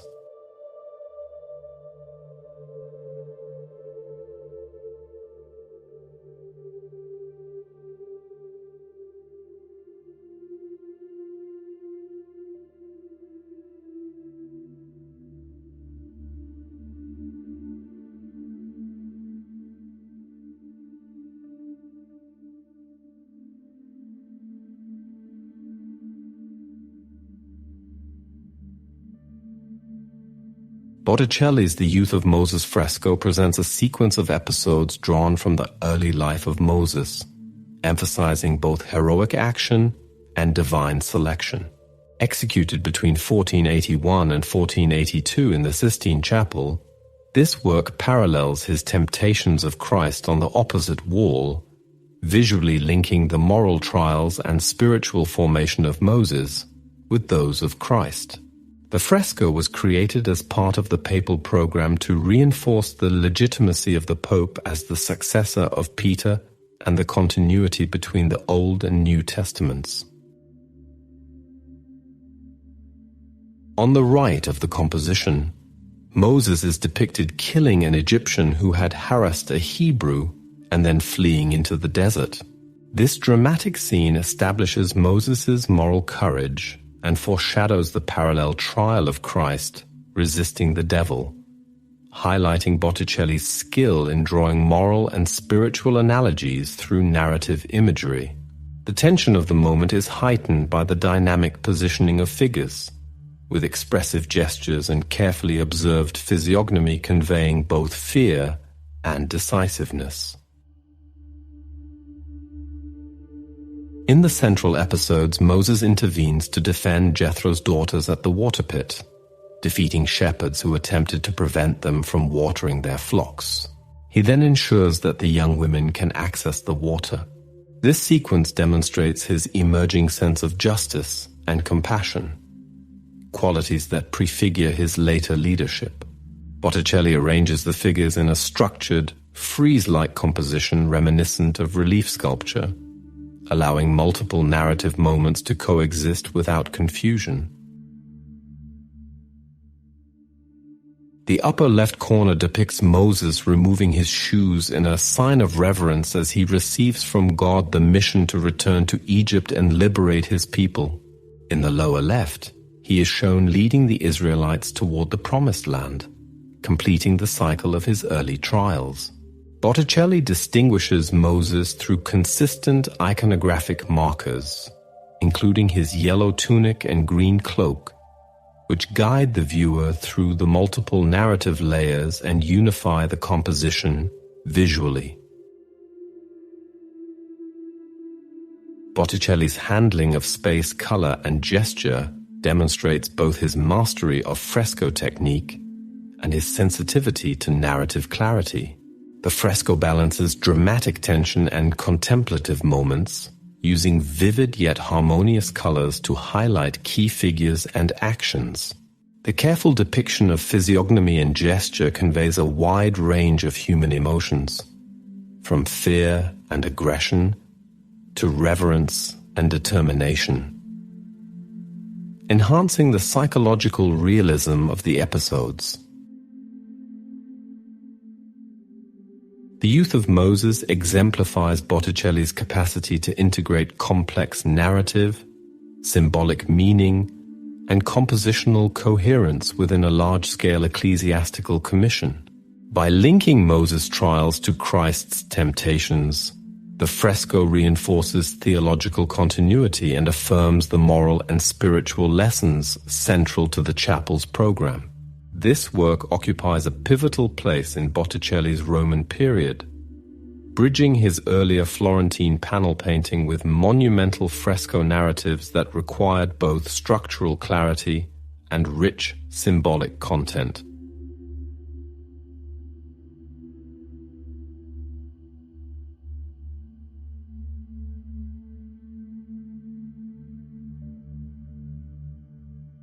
The Madonna of the Magnificat, Madonna del Magnificat, is one of Sandro Botticelli's most celebrated tondo paintings and stands as a refined synthesis of devotional imagery, humanist thought, and lyrical grace. Executed in the late 15th century and now housed in the Galleria degli Uffizi in Florence, the painting presents the Virgin and Child surrounded by 5 angels within a perfectly circular format, a shape traditionally associated with harmony, eternity, and divine perfection. At the center of the composition, the Virgin Mary is crowned by 2 angels, while seated before a luminous and serene landscape that recedes gently into the distance.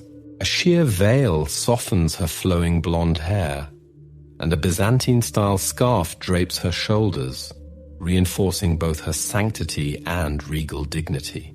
Unlike conventional depictions of the Madonna as a passive reader, Botticelli presents Mary actively writing the opening words of the Magnificat with her right hand, while the Christ child, seated on her lap, gently guides her gesture. His upward gaze directed either toward the heavens or toward his mother creates a subtle yet profound axis between divine inspiration and human authorship.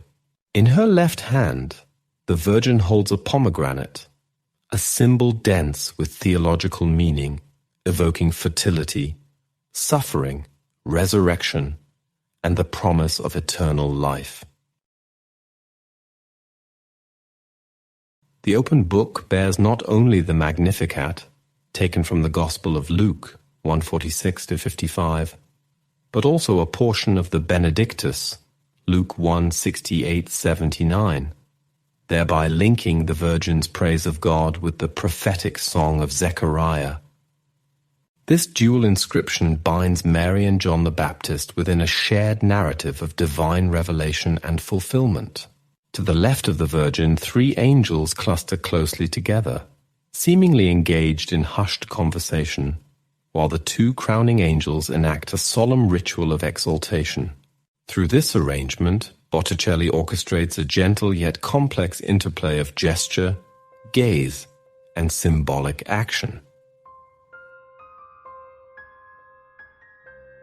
The decision to portray the Madonna as a writer rather than a reader has generated significant scholarly debate. Within the context of Renaissance humanism, this act of writing introduces what has been described as a rhetoric of impossibility, in which female literacy and authorship are framed as miraculous attributes unique to the Virgin.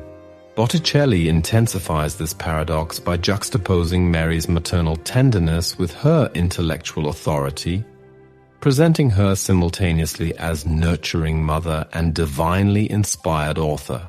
While this depiction may appear to gesture toward emerging conversations about female literacy, it ultimately reinforces the exceptional and unattainable nature of the Virgin, rather than normalizing women's access to learning. Stylistically, the painting reflects Botticelli's so-called Medici phase, characterized by emotional restraint, refined elegance, and idealized beauty. The Virgin's pale, porcelain-like complexion, subtly warmed by pink hues along the cheeks and lips, exemplifies Botticelli's distinctive feminine type. Classical grace is combined with contemporary Florentine attire, situating the sacred figures within both an eternal and a recognizable human realm. The pomegranate, also present in Botticelli's later Madonna of the Pomegranate, further underscores his sustained interest in symbolic objects capable of uniting corporeal reality with theological abstraction. Although some art historians have speculated that the Virgin's features may reflect those of Lucrezia Tornabuoni, wife of Piero de' Medici, no definitive evidence supports this identification, and the Madonna is best understood as an idealized figure rather than a portrait.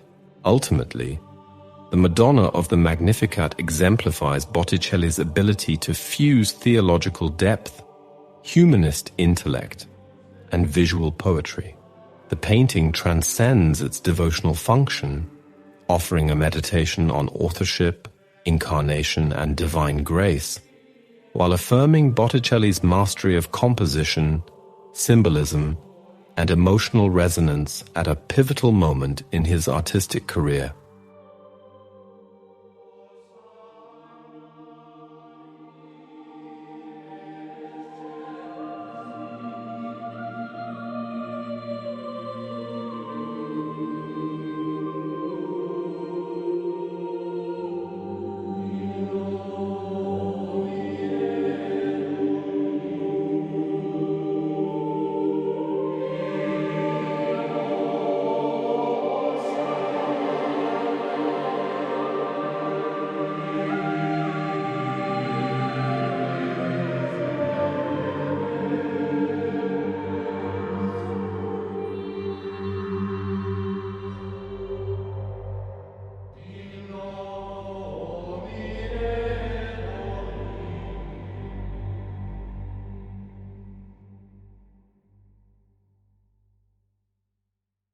Botticelli was at the forefront of a major shift that took place in Western Europe as the medieval Dark Ages were coming to a close, while Renaissance humanism and the rational sciences were just beginning to form an entirely new worldview, which would eventually grow into the Enlightenment a few centuries later.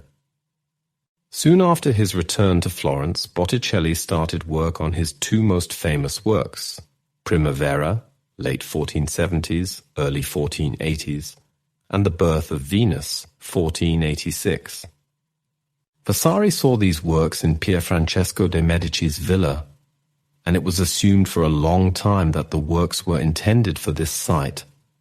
But art historians are now uncertain about the origins and commissioners of these two paintings. It seems likely that the paintings were both commissioned by a member of the Medici family, but this is uncertain.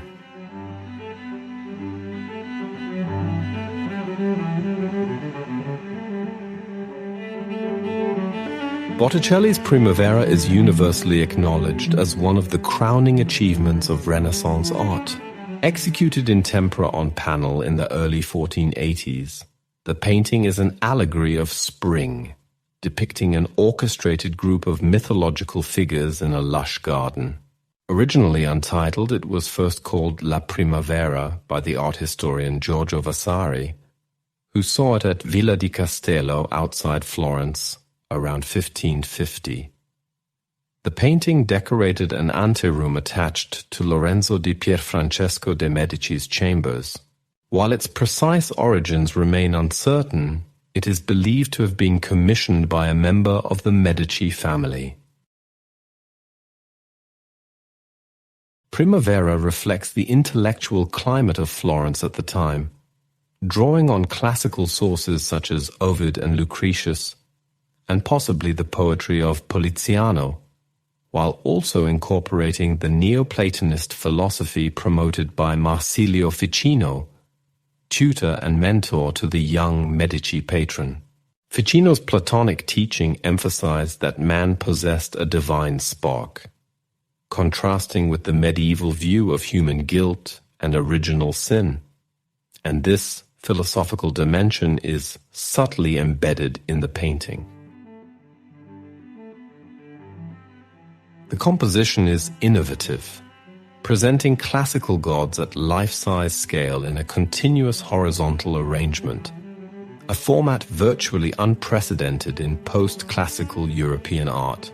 Some figures are based on ancient sculptures translated into Botticelli's unique formal language, characterized by slender, elongated, and graceful bodies.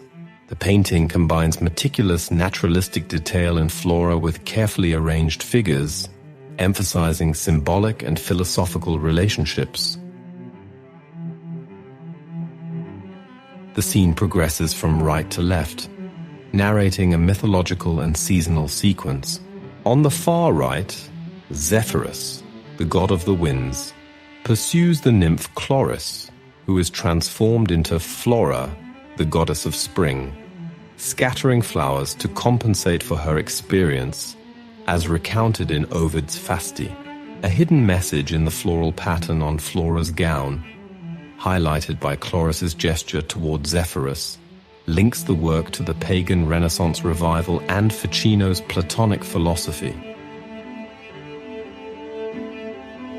At the center stands Venus, slightly set back from the other figures, presiding over her garden of love.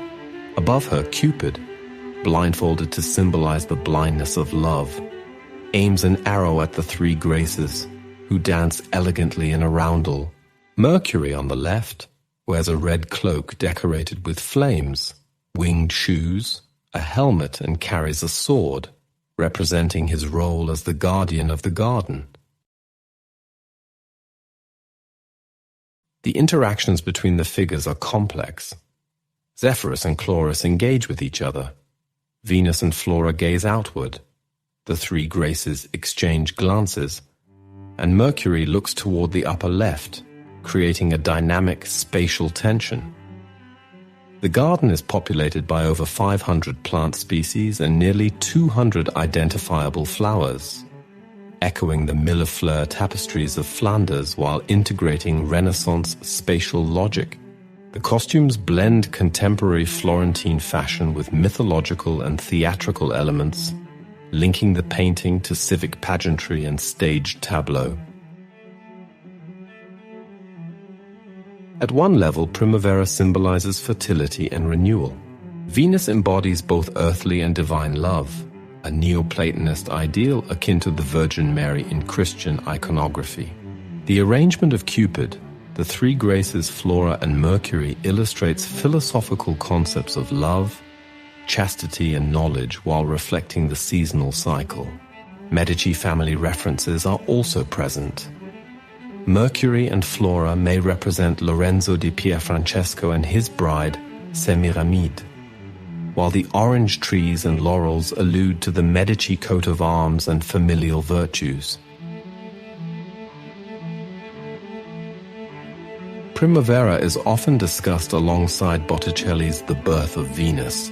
Its combination of classical mythology, humanist philosophy, naturalistic detail, and balanced composition influenced Renaissance painting and established standards for Neoplatonist iconography.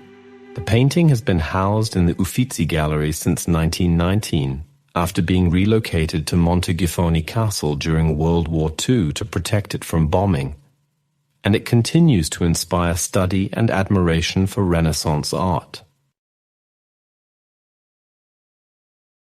Kenneth Clark described the painting as one of the most personal evocations of physical beauty in Renaissance art. particularly highlighting the three graces as embodiments of Botticelli's idealized form. The interplay of mythological narrative, botanical richness, and philosophical symbolism demonstrates Botticelli's mastery in merging aesthetic refinement with intellectual depth, making Primavera a lasting symbol of Italian Renaissance art.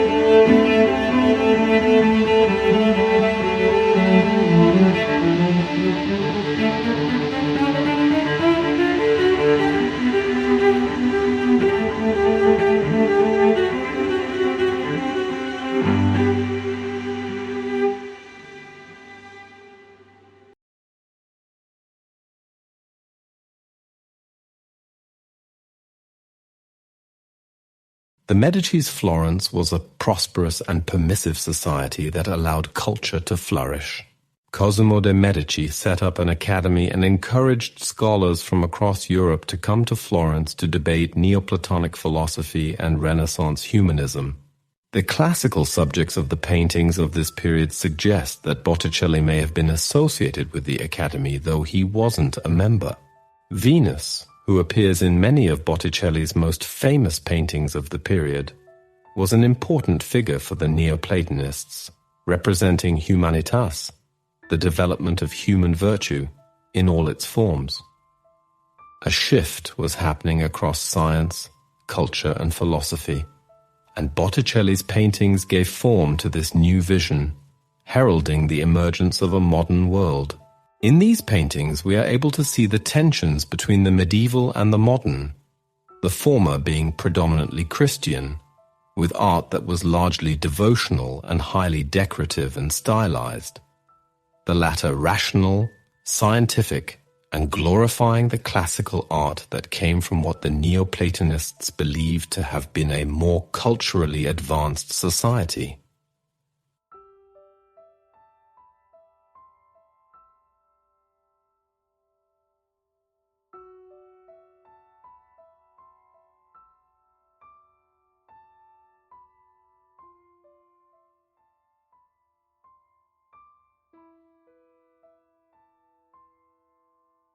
Botticelli's Primavera is universally acknowledged as one of the crowning achievements of Renaissance art.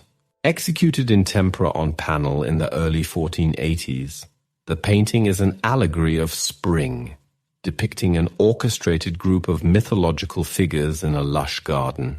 Originally untitled, it was first called La Primavera by the art historian Giorgio Vasari, who saw it at Villa di Castello outside Florence around 1550.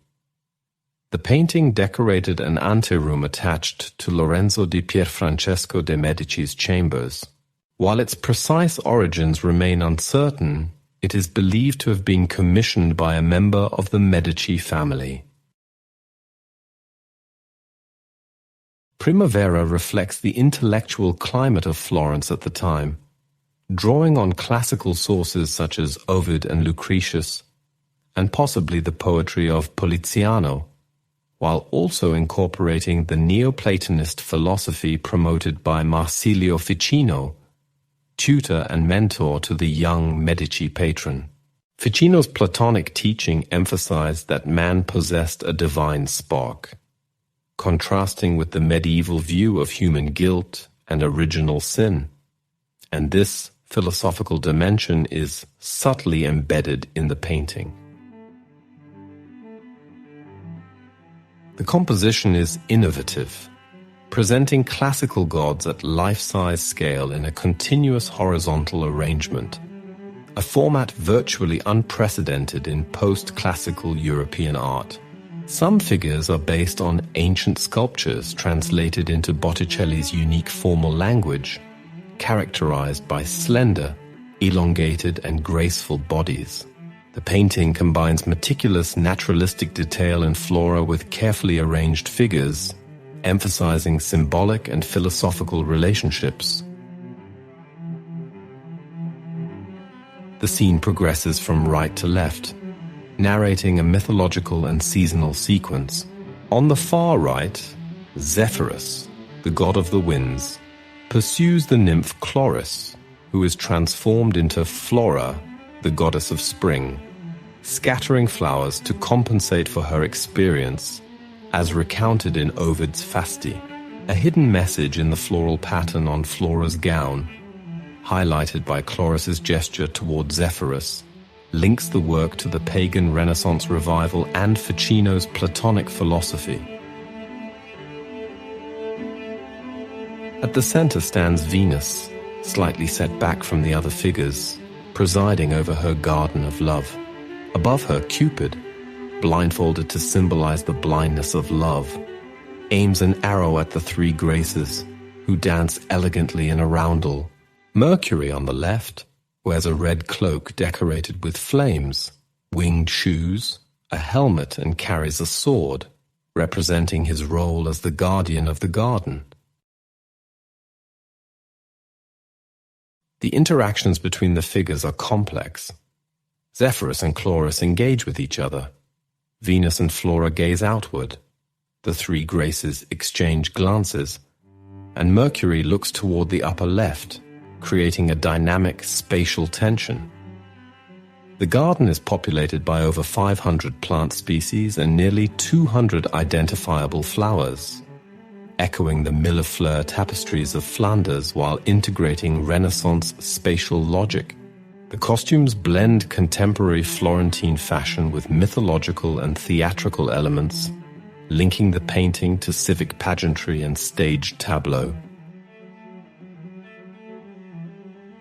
At one level, Primavera symbolizes fertility and renewal.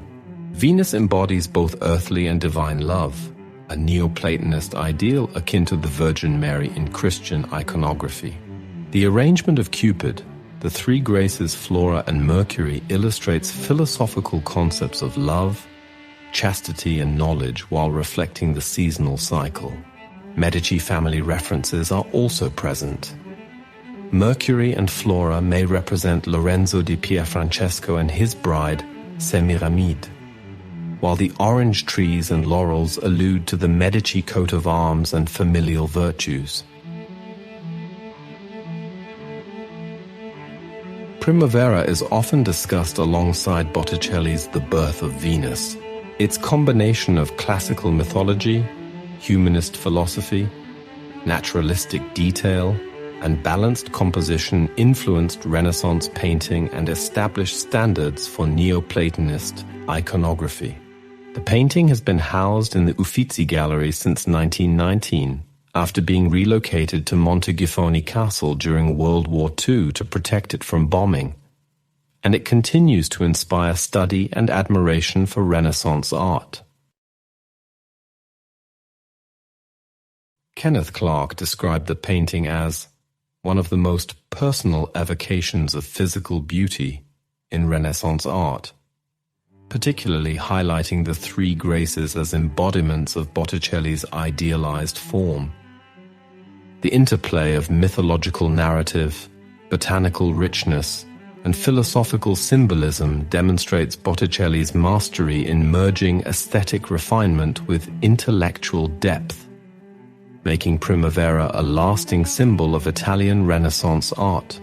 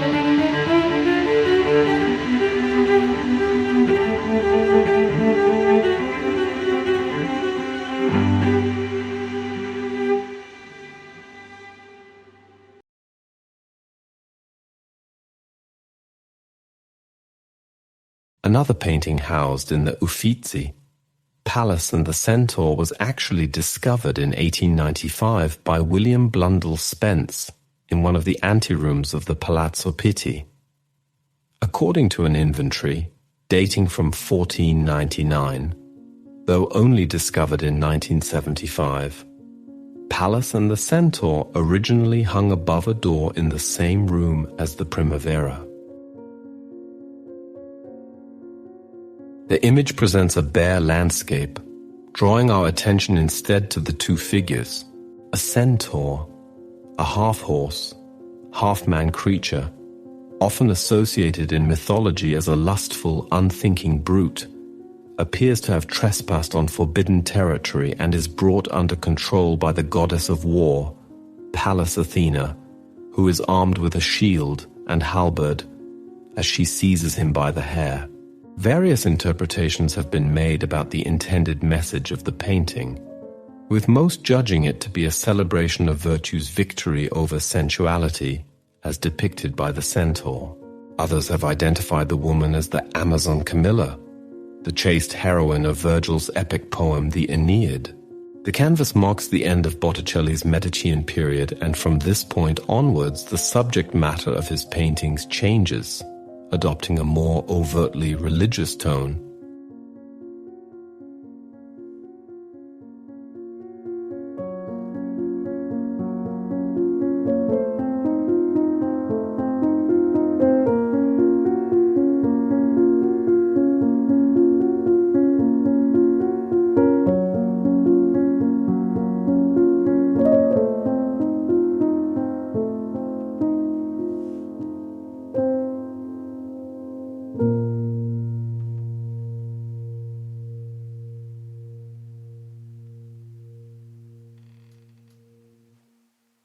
The story of Nastagio degli Onesti is a series of 4 tempera-on-panel paintings by Sandro Botticelli, created around 1483 and currently housed in the Museo del Prado, Madrid.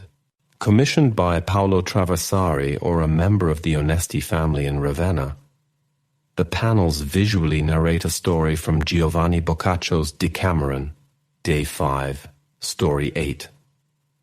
The narrative exemplifies the intersection of literature and visual art during the Italian Renaissance, translating moral, social, and supernatural themes into a vivid, pictorial language. The story's popularity among the Florentine elite underscores Botticelli's role as a painter, adept at catering to literary tastes and courtly expectations. Botticelli's approach combines narrative clarity with a lyrical aesthetic. Each panel emphasizes the sequential development of the story while maintaining compositional harmony across the series. Influenced by humanist literary culture and the decorative sensibilities of the Medici circle, Botticelli integrates detailed landscapes, architectural elements, and carefully orchestrated figures to guide the viewer's eye and underscore dramatic tension.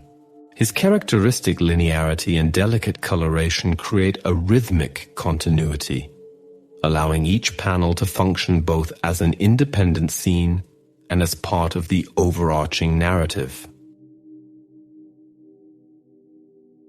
In the first panel, Nastagio's unrequited love and his walk in the pine forest are depicted. Figures are positioned to show his emotional isolation and longing. The landscape emphasizes his solitude, with Botticelli using naturalistic trees and paths to frame his inner turmoil. In the second panel, the supernatural apparition of a knight pursuing a fleeing woman accompanied by hounds symbolizes punishment and justice beyond mortal agency. Botticelli heightens the dramatic effect through detailed depiction of the horse, the knight's armor, and the terrified gestures of the woman, blending realism with allegorical meaning. In the third panel, the climactic scene of the chase unfolds, with dynamic movement of horses and figures conveying the inevitability of moral consequences. The forest background amplifies spatial depth and narrative tension. Botticelli's linear composition and precise placement of figures create a sense of motion and suspense, leading the viewer's eye across the panel. In the fourth panel, Nastaggio's triumph and the moral resolution are shown, with the woman's eventual submission and acceptance of marriage, illustrating the intervention of supernatural justice to restore social and ethical order. The serene landscape and harmoniously arranged figures contrast with the previous panel's chaos, emphasizing the return to moral and social balance. The series functions as a moralizing tale about love, virtue, and punishment. Nastaggio's observation of supernatural retribution serves as a cautionary exemplar for women rejecting marital or societal expectations, reflecting the period's gender norms. At the same time, Botticelli's compositions celebrate the beauty of movement, gesture, and naturalistic detail, demonstrating the Renaissance interest in harmonizing ethical instruction with aesthetic pleasure. The visual dramatization of Boccaccio's story allows viewers to experience narrative suspense and moral clarity simultaneously. The panels exemplify Botticelli's mastery of narrative painting and contributed to the evolution of storytelling in Renaissance art. The work influenced later Florentine narrative cycles, demonstrating how literary sources could be rendered with vivid realism and psychological nuance. Its preservation in the Prado and continued scholarly attention reflect its enduring significance as a synthesis of Renaissance humanism, literature, and visual art. The story of Nastaggio degli Onesti represents Botticelli at the height of his narrative ingenuity, blending linear elegance, chromatic refinement, and moral allegory. Each panel showcases his ability to combine movement, expressive gesture, and spatial coherence, creating a series that is both visually compelling and intellectually engaging. The interplay of literary fidelity and painterly invention confirms Botticelli's preeminence among Florentine artists of the late Quattrocento.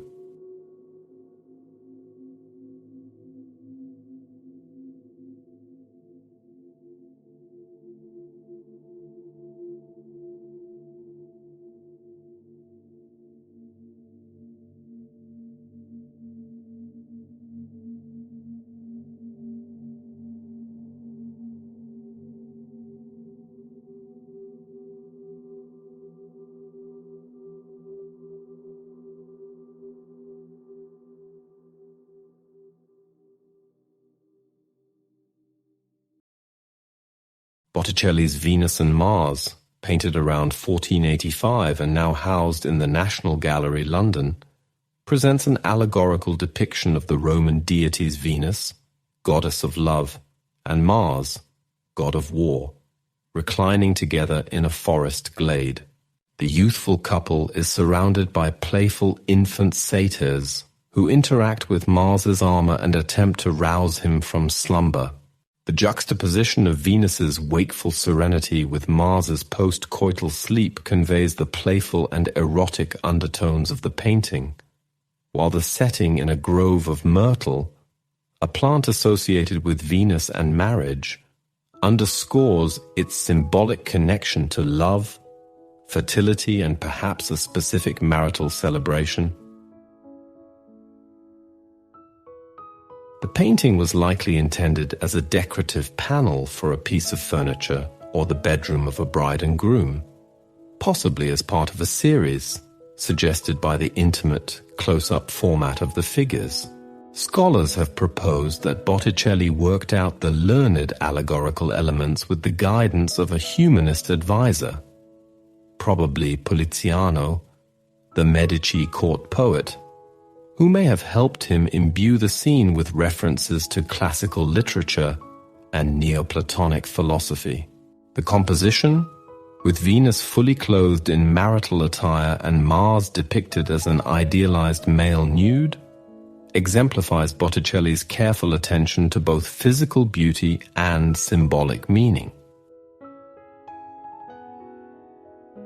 In the foreground, a swarm of wasps hovers around Mars's head, possibly referencing the Vespucci family, whose name means little wasps, and who may have commissioned the painting. Other symbolic details include the small conch shell and lance handled by the satyrs, sexualized allusions to the couple's intimacy, and plants such as thornapple and aloe, which were believed to enhance arousal or protect against evil. These intricate layers of iconography and symbolism reinforce the Renaissance interest in combining allegory, eroticism, and moral or philosophical meanings within mythological subjects. Interpretations of Venus and Mars emphasize its dual nature as a celebration of sensual love and as a moral or philosophical allegory. The interaction between the couple reflects the Neoplatonic notion of love's power to harmonize opposing forces, with Venus's mastery over the dormant Mars symbolizing the triumph of love over martial strength. Some scholars have also read a more sinister or playful layer in the infant satyrs, who can be seen as mischievous agents stirring erotic or moral tension, while classical sources, including Lucian and Lucretius, provided literary precedents for reclining couples attended by putti or amoretti. As with other Botticelli secular works, leading figures of Florentine society have been proposed as possible models. Giuliano di Piero de' Medici has been suggested for Mars, while Venus is frequently associated with Simonetta Vespucci, La Bella Simonetta, renowned for her beauty and admired by the Medici court.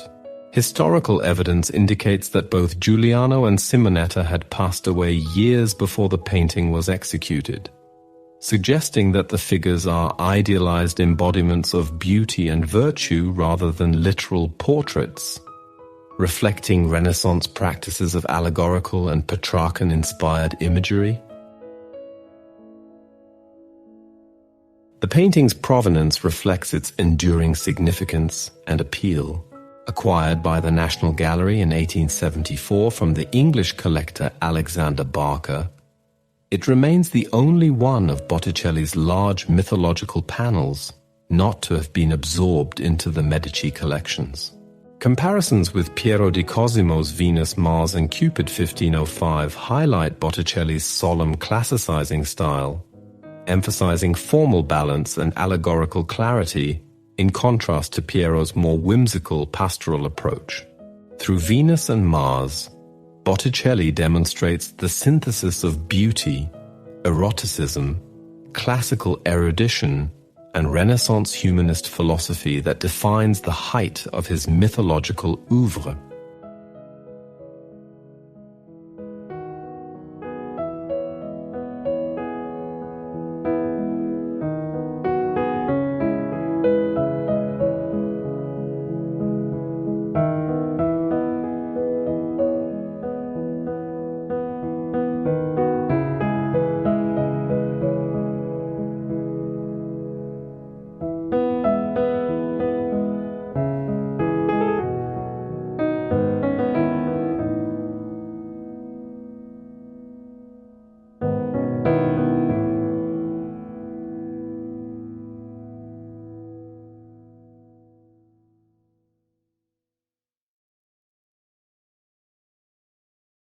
Sandro Botticelli's The Birth of Venus, Nascita di Venere, probably executed in the mid-1480s and currently housed in the Uffizi Gallery, Florence, is among the most iconic images of the Italian Renaissance.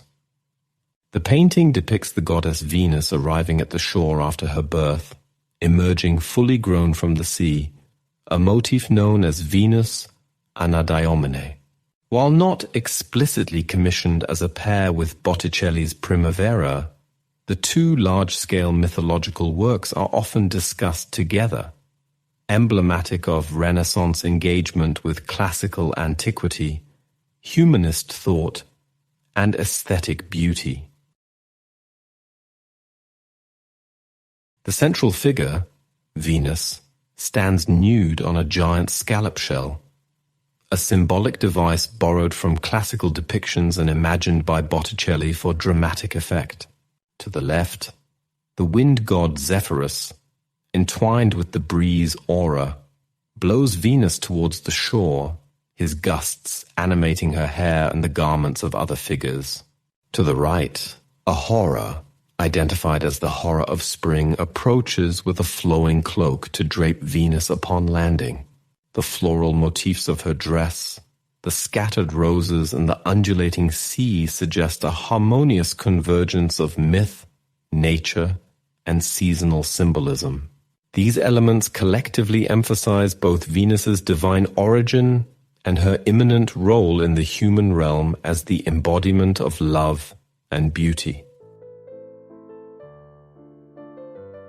Botticelli's Venus draws on classical precedents, particularly the Venus pudica type, where the goddess modestly covers herself.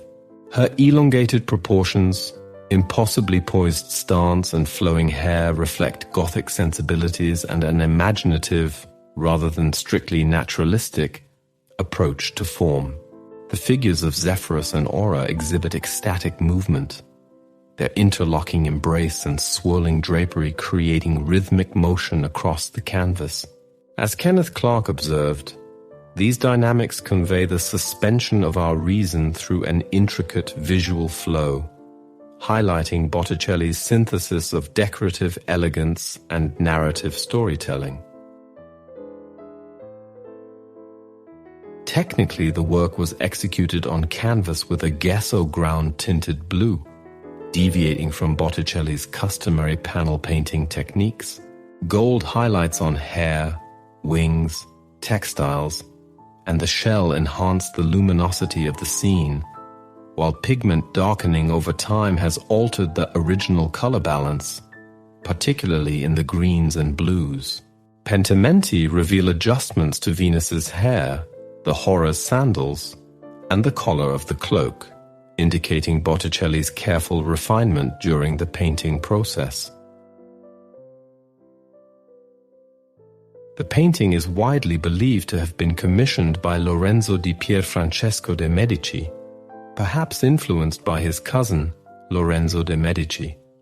Although definitive documentary evidence is lacking, its imagery likely resonated with Florentine humanists and Medici patrons, invoking both classical and contemporary associations.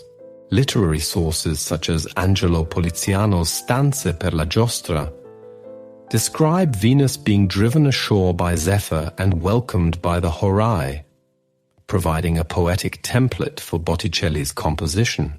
Moreover, the possible identification of Venus's model with Simonetta Vespucci, famed for her beauty and admired by the Medici, adds a personalized dimension to the allegory. Interpretively, the painting operates on multiple levels. Mythologically, it presents the canonical moment of Venus's arrival, celebrating love, fertility, and aesthetic perfection. Politically and socially, subtle visual puns, such as laurel references, may allude to the Medici family, linking the goddess to Florence's civic identity. Neoplatonic philosophy suggests a moral dimension. Contemplation of Venus's physical beauty leads the viewer from earthly desire to the apprehension of divine love, reflecting Renaissance ideals of harmonizing sensory and spiritual experience.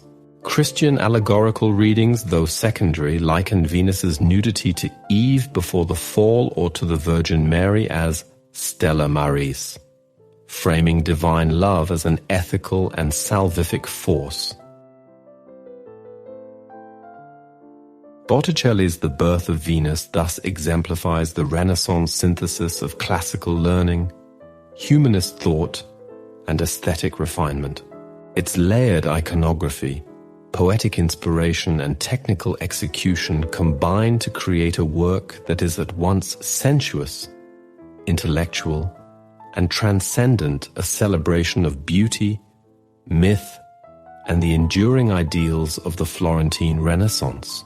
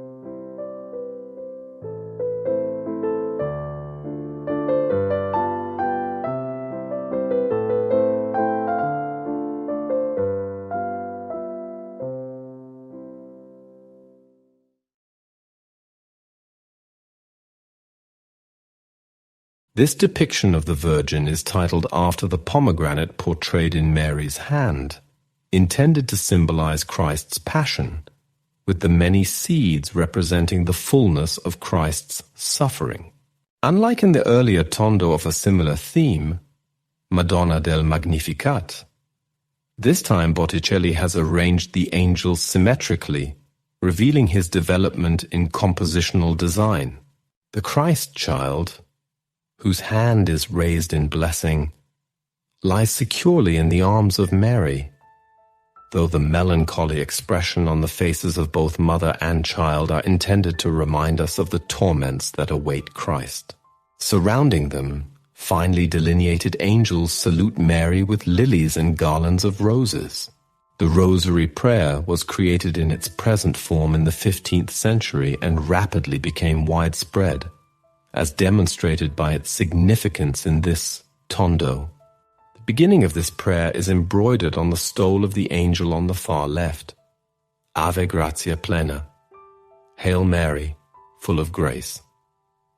The whole scene is bathed in a golden glow, emanating from above and finally illuminating the graceful skin tones of the figures, while counterbalancing with the dark blue of Mary's robe. Completed by 1487, the tondo is now housed in Florence's Uffizi, though several copies of the work exist, including versions in the Berlin State Museums, the Werner Collection in London, and the Eynard Collection at Lyon.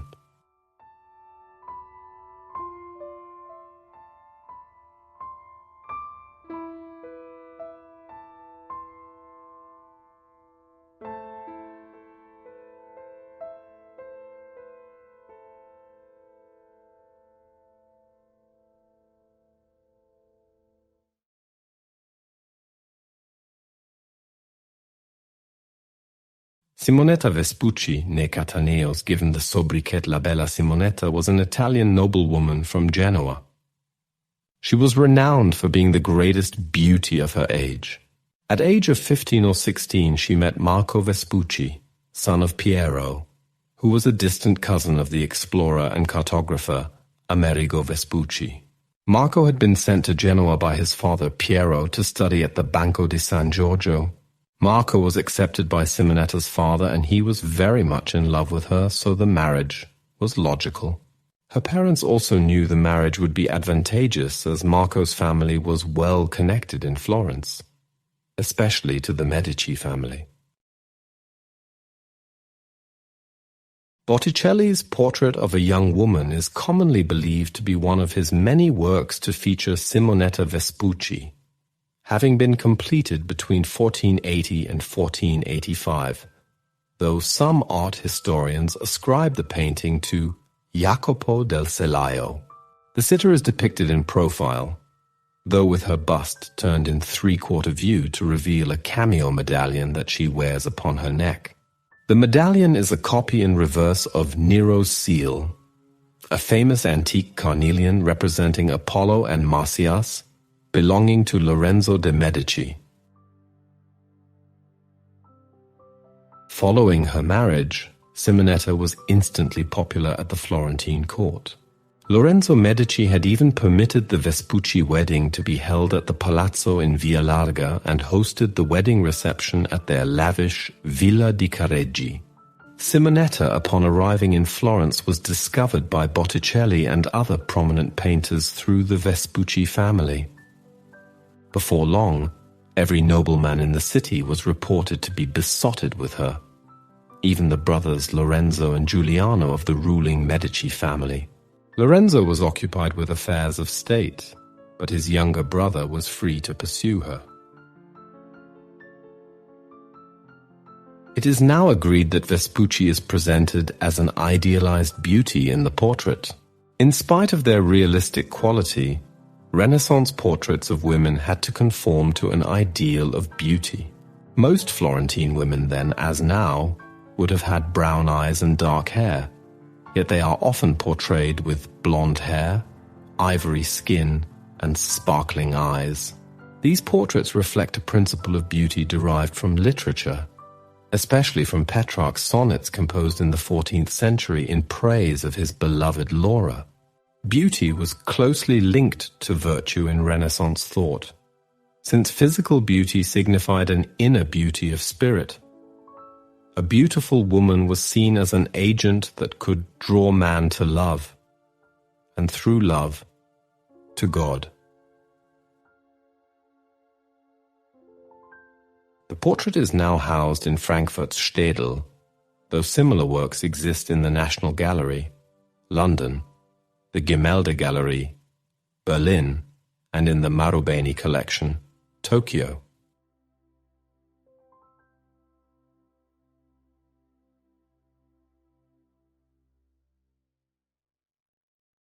Yet another Uffizi treasure, this tempera painting was commissioned in May of 1489 to decorate the chapel of the Florentine monastery Cestello, which is now known as Santa Maria Maddalena de' Pazzi. The Annunciation, the moment when the angel Gabriel announces to the Virgin that she will be the mother of Christ, was a very common theme for artists during the Renaissance. In his bold composition, Botticelli allows us to glimpse through a room structured according to the laws of perspective, looking across the red floor tiles, along its converging lines and out onto a landscape. The dramatic postures of the figures contrast with the static spatial dynamics and the outdoor background.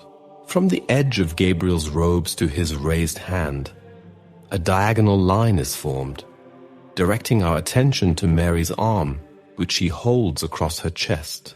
The angel's robes gather and billow in folds, suggesting Gabriel has just landed, further increasing the drama.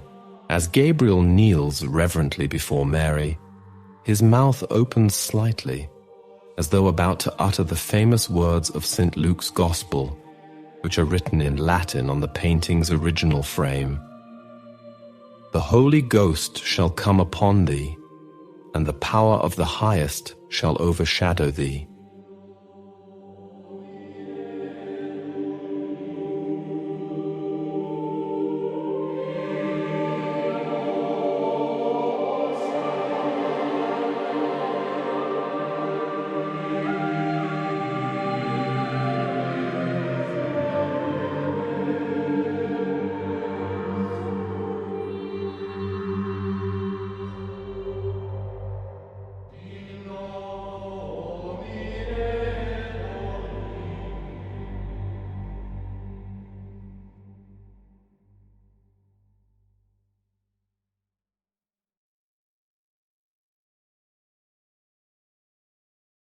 Botticelli worked alongside various other key artists of the Florentine Renaissance. With some, however, he did not get on very well. In his Libro di Pittura, book on painting, Leonardo da Vinci noted that Botticelli once claimed that he did not like landscape painting, because by throwing a sponge soaked with different colors at a wall, one can make a spot in which a beautiful landscape can be seen. Leonardo responded angrily to this in his notebook. Although that stain may suggest ideas, it will not teach you to complete any art, and the above-mentioned painter, Botticelli, paints very bad landscapes.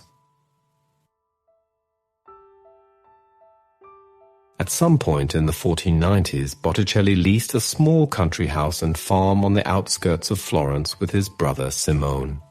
The artist seems to have led a bachelor life. He certainly never married.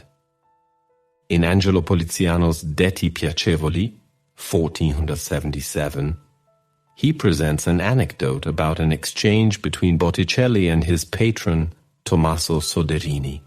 When Soderini asked Botticelli why he was not married, Botticelli replies that he had recently dreamed that he was married, woke up feeling a deep sense of grief, and then walked around the city to stop himself from falling asleep again and resuming the dream.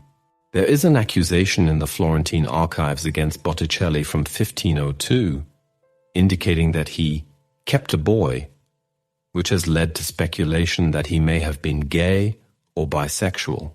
Art historians are divided over how much should be read into this, as accusations along these lines were a common form of petty slander at the time.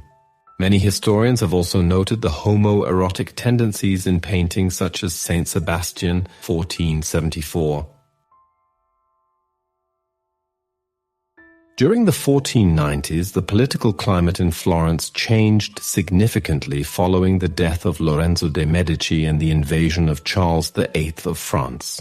A Dominican friar named Girolamo Savonarola, who criticized the morals of Florentine society in apocalyptic sermons, began to have significant influence over the city as the Medici family's power receded.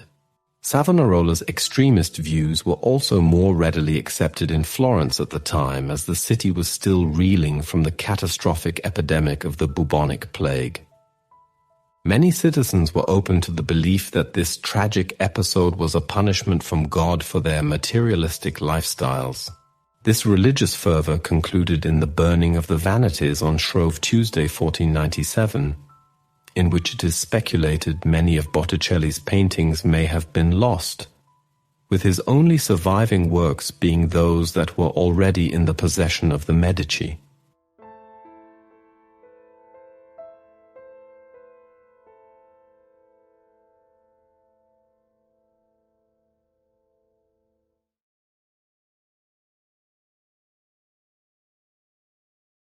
Dante, the most famous of Italian poets, wrote his Divine Comedy between 1308 and 1320 while living in Florence. A century and a half later, it was widely read and its importance was recognized.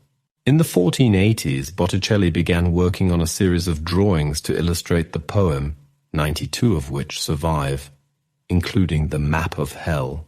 This is a detailed depiction of Dante's 9 circles of hell, the types of people sent to each, and the punishments inflicted there. It is one of 4 fully colored images in the collection. The rest are mostly in silver point or worked over in ink. The work was conceived to have a different image depicting the entire sequence of events for each canto of the Divine Comedy, of which there are 99 in all. This was an unprecedented way of approaching illustrations to a text. Usually, an artist would choose a particular scene or episode, whereas Botticelli captures the entire canto, sometimes repeating key figures in different formulations to express the narrative's progress. This approach can be seen in the Map of Hell, which ambitiously attempts to capture the entire configuration of the underworld. Art historian Barbara Watts argues that the illustrations are often overlooked in Botticelli's oeuvre, claiming that Botticelli's Dante drawings are of such vision and beauty that no less than the Primavera, they are central to his artistic achievement.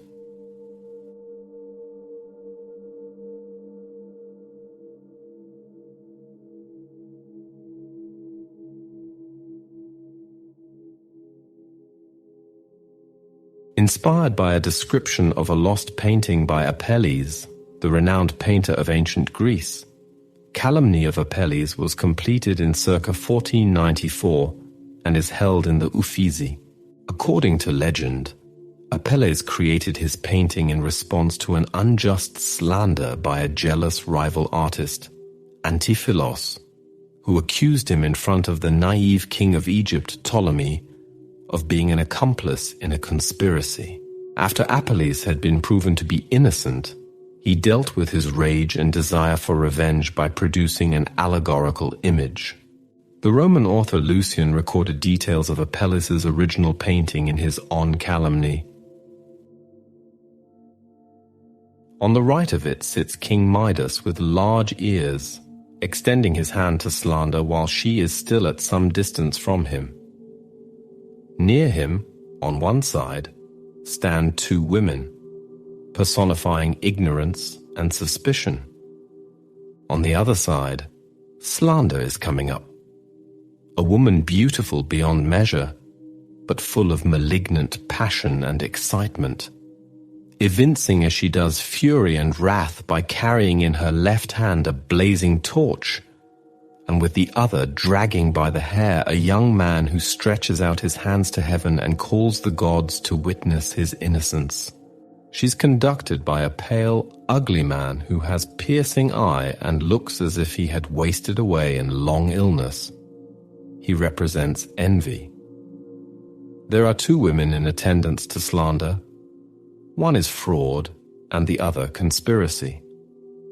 They are followed by a woman dressed in deep mourning, with black clothes all in tatters. She is repentance. At all events, she is turning back with tears in her eyes and casting a stealthy glance, full of shame, at Truth, who is slowly approaching. Botticelli faithfully reproduces the scene, presenting a throne room elaborately decorated with sculptures and reliefs of classical heroes and battle scenes. Midas is presented with donkey ears into which the women that flank him speak. A richly gowned Calumny, with her hair being dressed by her attendants, is being led by her slender, robed companion. An innocent man is being dragged before the king's throne by the personifications of calumny, malice, fraud, and envy. They are followed to one side by Remorse as an old woman, turning to face the naked Truth, who is pointing towards heaven. The nakedness of Truth places her in a relationship with the innocent youth, whose folded hands are also an appeal to a higher power. Botticelli's painting emphasizes how wrong slander is through both the allegory he depicts as well as the setting. The elaborate architecture, designed to perfect Renaissance proportions, is punctuated by sculptures of both Christian and pagan virtuous figures, all of whom appear to be looking down on and judging the scene below. As the art historian Guido Cornini argues, Botticelli transforms the literary notion into a bizarre elaboration, revitalizing and at the same time exhausting the classical allegory. The marble elegantly decorating the hall and the grandeur with which the arches define the space in which the allegory unfolds in Botticelli's representation no longer frame delicate mythological compositions alluding to defined virtues or moral objectives. On the contrary, they clearly show the abject wickedness of the slanderous act. The legend of Apelles' painting became popular in Renaissance Italy, and Botticelli was neither the first nor last Italian Renaissance artist to depict it. Calumny of Apelles was the last secular painting he would produce. It may have been undertaken as a commission of a Florentine banker who oversaw the papal mint. Over the years, art historians have surmised various historical figures that may have been slandered, inspiring Botticelli to produce the painting, while others have argued that the artist himself was the victim, since an anonymous person once accused him of sodomy.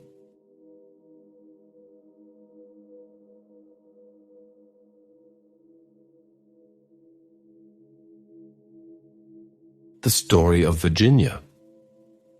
This painting forms part of a pair of panels on the subjects of Virginia and Lucretia. The following plate depicts events that led to the tragic death of Virginia, as narrated in Livy's History of Rome, and is indicative of Botticelli's late style. Both are finely worked furniture paintings, intended to be fitted to the wall of a Renaissance palace, usually placed above a bed. It has been suggested that the panels were commissioned for a nuptial chamber to celebrate chastity and virtue, as exemplified by the two young women, both traditional victims of lust. The composition of approximately 50 figures is dominated by the central grouping of Appius Claudius Crassus seated in judgment, as armed horsemen below take an oath of revenge against him. According to the tale, Appius had conceived a guilty passion for the maiden Virginia, already betrothed by her centurion father. Appius hired Marcus Claudius to abduct her on the pretense that she was one of his slaves that had been stolen. On the far left, the terrified Virginia is assaulted by Claudius, urged on by Appius, while her maidservants cry out in protest. She is saved by those around her, but nevertheless must appear before the tribunal to prove her innocence. The central scene portrays Virginia approaching Appius, both the judge and architect of the plot, who declares her to be his slave. To the right of the panel, Virginia's father raises his sword to kill her, so freeing her from her shame. According to Livy, indignation at Virginia's death provoked a successful revolt against Rome's tyrannical government.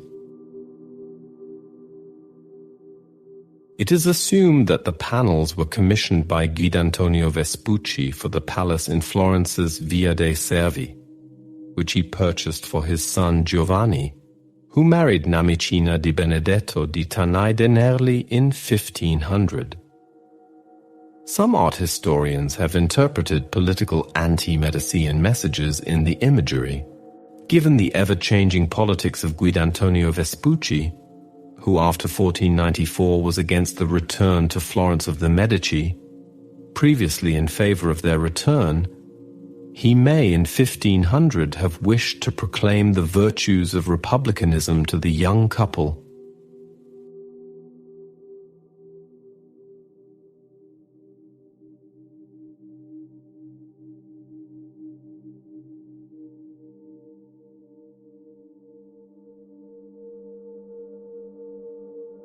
The paintings of the 1500s are more somber and overtly spiritual in content, yet they are still marked by Botticelli's warmth and imaginative brilliance.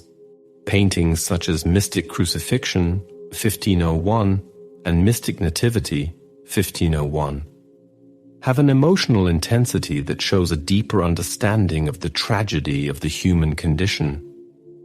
They also show a great deal of attention given to the settings, whether it is detailed imaginary architecture or a rustic field.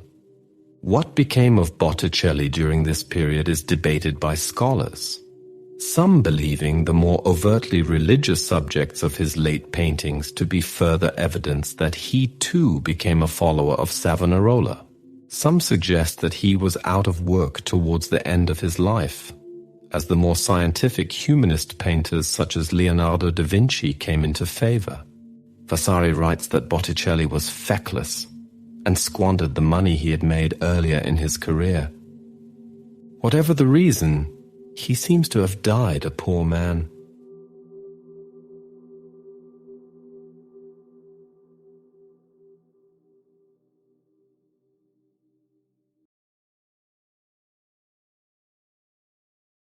The Mystical Nativity, completed by 1501 and housed in London's National Gallery. The Mystical Nativity is Botticelli's only signed work and presents an unusual iconography of the Nativity subject. The top of the canvas bears a Greek inscription, translated as, "This picture, at the end of the year 1500, in the troubles of Italy, I, Alessandro, in the half-time after the time, painted, according to the 11th chapter of St. John, in the second woe of the Apocalypse, during the release of the devil for 3.5 years. Then he shall be bound in the 12th chapter, and we shall see him buried as in this picture." Botticelli believed himself to be living during the tribulation, possibly due to the upheavals in Europe at the time, and was predicting Christ's millennium as stated in biblical text. It is believed that the painting was influenced by Girolamo Savonarola, 1452–1498, a Dominican friar known for his prophecies of civic glory, the destruction of secular art and culture, and his bold calls for Christian renewal. Savonarola's influence appears in a number of Botticelli's late paintings, though the specific contents of the composition may have been specified by the unknown patron. The Mystical Nativity was produced when Savonarola was at the height of his powers in Florence. He had arrived in the city in 1490 and was appalled by the artistic decadence and enormous wealth abundant at the time, and so preached against the corrupt and vice-ridden place. A great scourge was approaching, and his damning words made a great impact, seeming to presage the Italian War of 1494–1498. In 1494, a huge French army invaded Italy, and 10,000 troops entered Florence, so that the Florentines feared that the King of France would sack the city. Savonarola stepped into the political vacuum, meeting with the French king and persuading him to leave Florence peacefully. In their gratitude and relief, the Florentines increasingly regarded the friar as a prophet, and his preaching attracted huge crowds to Florence's Duomo.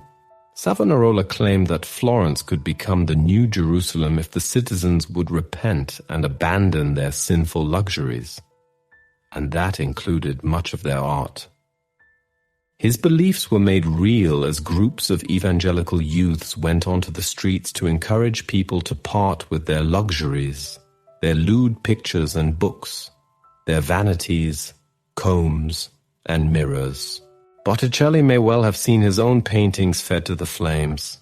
Savonarola's preaching attracted huge crowds to the cathedral. Like much of the city, Botticelli had come under his sway, and it appears that a sermon preached by Savonarola bears directly upon the Mystical Nativity. In the sermon, Savonarola explains a vision that had come to him in which he saw an extraordinary heavenly crown. At its base were 12 hearts with 12 ribbons wrapped around them, and written on these in Latin were the unique mystical qualities or privileges of the Virgin Mary. She is mother of her Father, daughter of her Son, bride of God, etc. Though much of the writing on the ribbons held by the dancing angels is now invisible to the naked eye, infrared reflectography has revealed that the original words on the angels' ribbons correspond exactly to Savonarola's 12 privileges of the Virgin. In his sermon, preached on Assumption Day, Savonarola went on to explore the 11th and 12th chapters of the Book of Revelation, the precise chapters mentioned in the painting's inscription. He connected the glory of Mary with the imminent coming of the power of Christ on earth. For years, Savonarola held Florence firmly in his grasp, but his hard-line charismatic rule made him dangerous political enemies. He was challenged to prove his holiness by walking through fire, and when he refused, the tide of opinion turned against him. He was arrested and under torture confessed to being a false prophet. On 23rd May 1498, he was hanged with two of his leading lieutenants, their bodies burnt and their ashes scattered in the river Arno. Some commentators see the figures of the three men at the bottom of the painting as representatives of the three executed holy men, raised up and restored to grace, though persecution, not peace, awaited Savonarola's followers. The mystical nativity portrays a scene of earthly and heavenly delight, with angels celebrating and dancing at the top of the painting, bearing olive branches, while above them heaven opens in a great golden dome. At the bottom of the canvas, three angels embrace three men, seeming to raise them from the ground. Nevertheless, there are dark connotations too, as the vulnerable Christ child rests on a white sheet, hinting at the shroud in which Christ's body will one day be wrapped, while the cave in which the scene is set calls to mind his tomb. The common medieval convention of depicting the Virgin Mary and infant Jesus as larger than other figures is employed in the image, giving these central figures a more monumental presence. The kings on the left bear no gifts, but their own devotion, while they hold scrolls that proclaim in Latin, "Peace on earth to men of good will." Behind them, 7 devils flee to the underworld, some impaled on their own weapons. In Rome, at the end of the 18th century, the young Englishman William Young Otley, who was a wealthy art lover, possessing a slave plantation in the Caribbean, bought up many Renaissance paintings cheaply. At the Villa Aldobrandini, he first saw a small, unknown work, which would be known in later years as Botticelli's famous mystical nativity. The canvas arrived in London, where Otley's house became in effect a private museum of Italian masterpieces. After Otley's death, William Fuller Maitland of Stansted picked up the painting at an auction for 80 thalers. When he loaned it to the Art Treasures exhibition, Manchester 1857, it was now on open display. The exhibition's newspaper, the Art Treasures Examiner, printed a new engraving of it. The great critic John Ruskin helped to give the painting its current name. After seeing it in London, he referred to Botticelli's mystic symbolism. When Maitland died, London's National Gallery stepped in and had to find $1,500, being nearly 20 times what the painting had cost only 30 years earlier.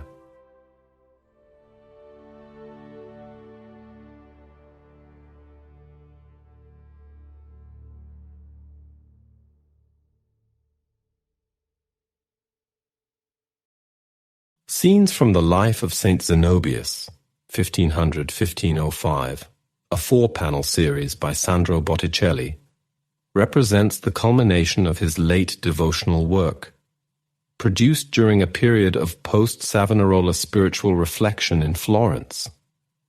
Saint Zenobius, celebrated as the first bishop of Florence, was renowned for his miracles, acts of charity and moral guidance.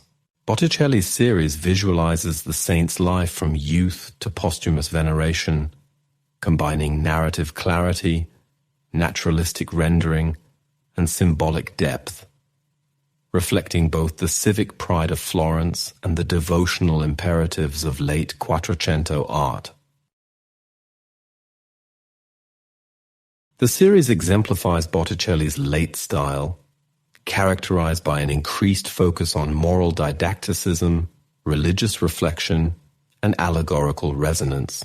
Departing from the lyrical, mythological, and courtly subjects of his earlier career, Botticelli directs his attention toward hagiographic narrative, employing balanced composition, rhythmic drapery, and luminous but subdued color. His meticulous attention to human anatomy, posture, and facial expression allows for psychologically nuanced depictions, while the clarity of each scene ensures that moral and spiritual messages are immediately legible to the viewer. The first panel, The Youth of Saint Zenobius, introduces the saint as a devoted young man, attentive to Christian learning and moral instruction. Botticelli emphasizes Zenobius's piety through gestures of prayer, attentive listening, and respectful interaction with elders.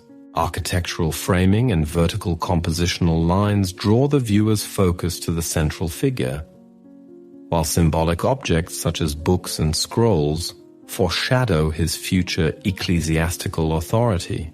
The saint's serene demeanor and attentive posture establish him as a model of virtue from an early age. In the second panel, Miracles of Healing, Zenobius performs acts of divine intervention, curing the sick and raising the dead. The composition is animated, with supplicants kneeling, reaching, or expressing astonishment, while the saint's gestures are both gentle and authoritative. Botticelli's use of contrasting tones distinguishes the miraculous from the mundane, and architectural and landscape elements frame the central miracle, guiding the viewer's eye across the scene. This panel underscores the saint's capacity to channel divine grace, emphasizing both moral instruction and the transformative power of faith. The third panel, Saint Zenobius's Death and Funeral, depicts the saint's passing and the veneration of his relics. Botticelli employs subdued coloration and elongated flowing drapery to convey solemnity.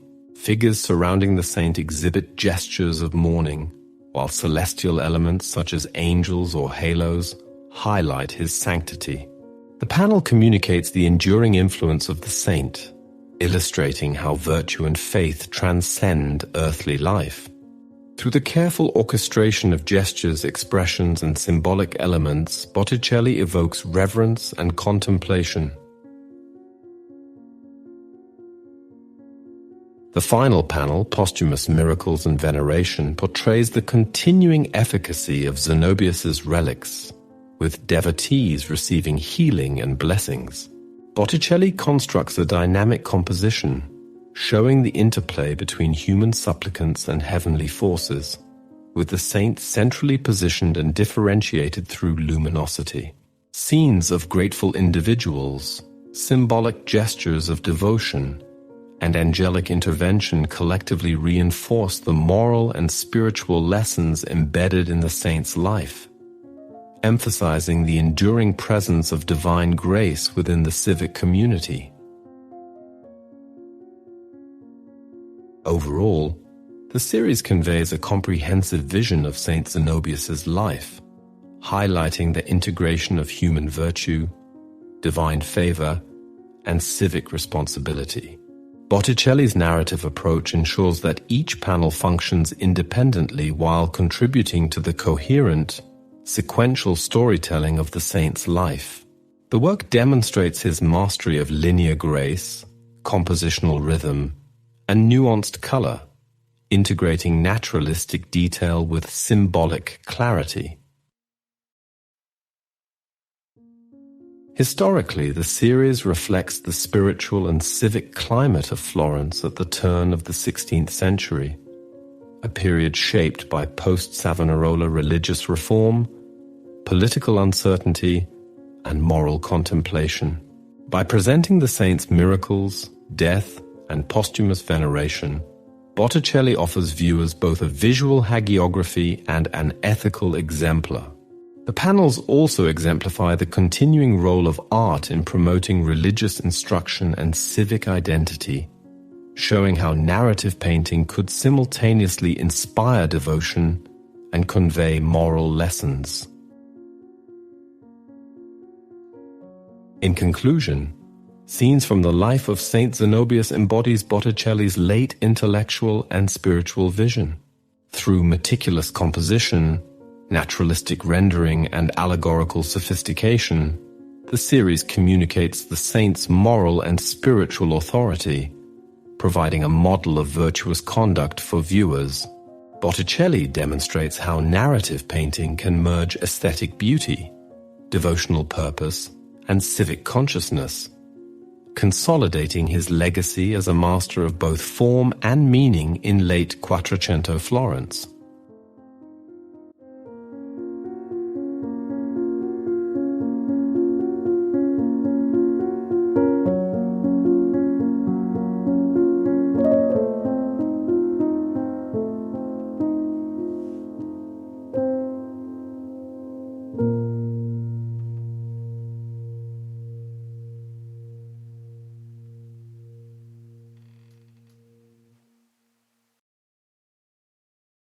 Botticelli died in 1510 and was buried in the chapel of the Vespucci family in the church of Ognissanti in Florence, meters away from where he grew up and lived all his life. His grave is marked by a simple circle of marble.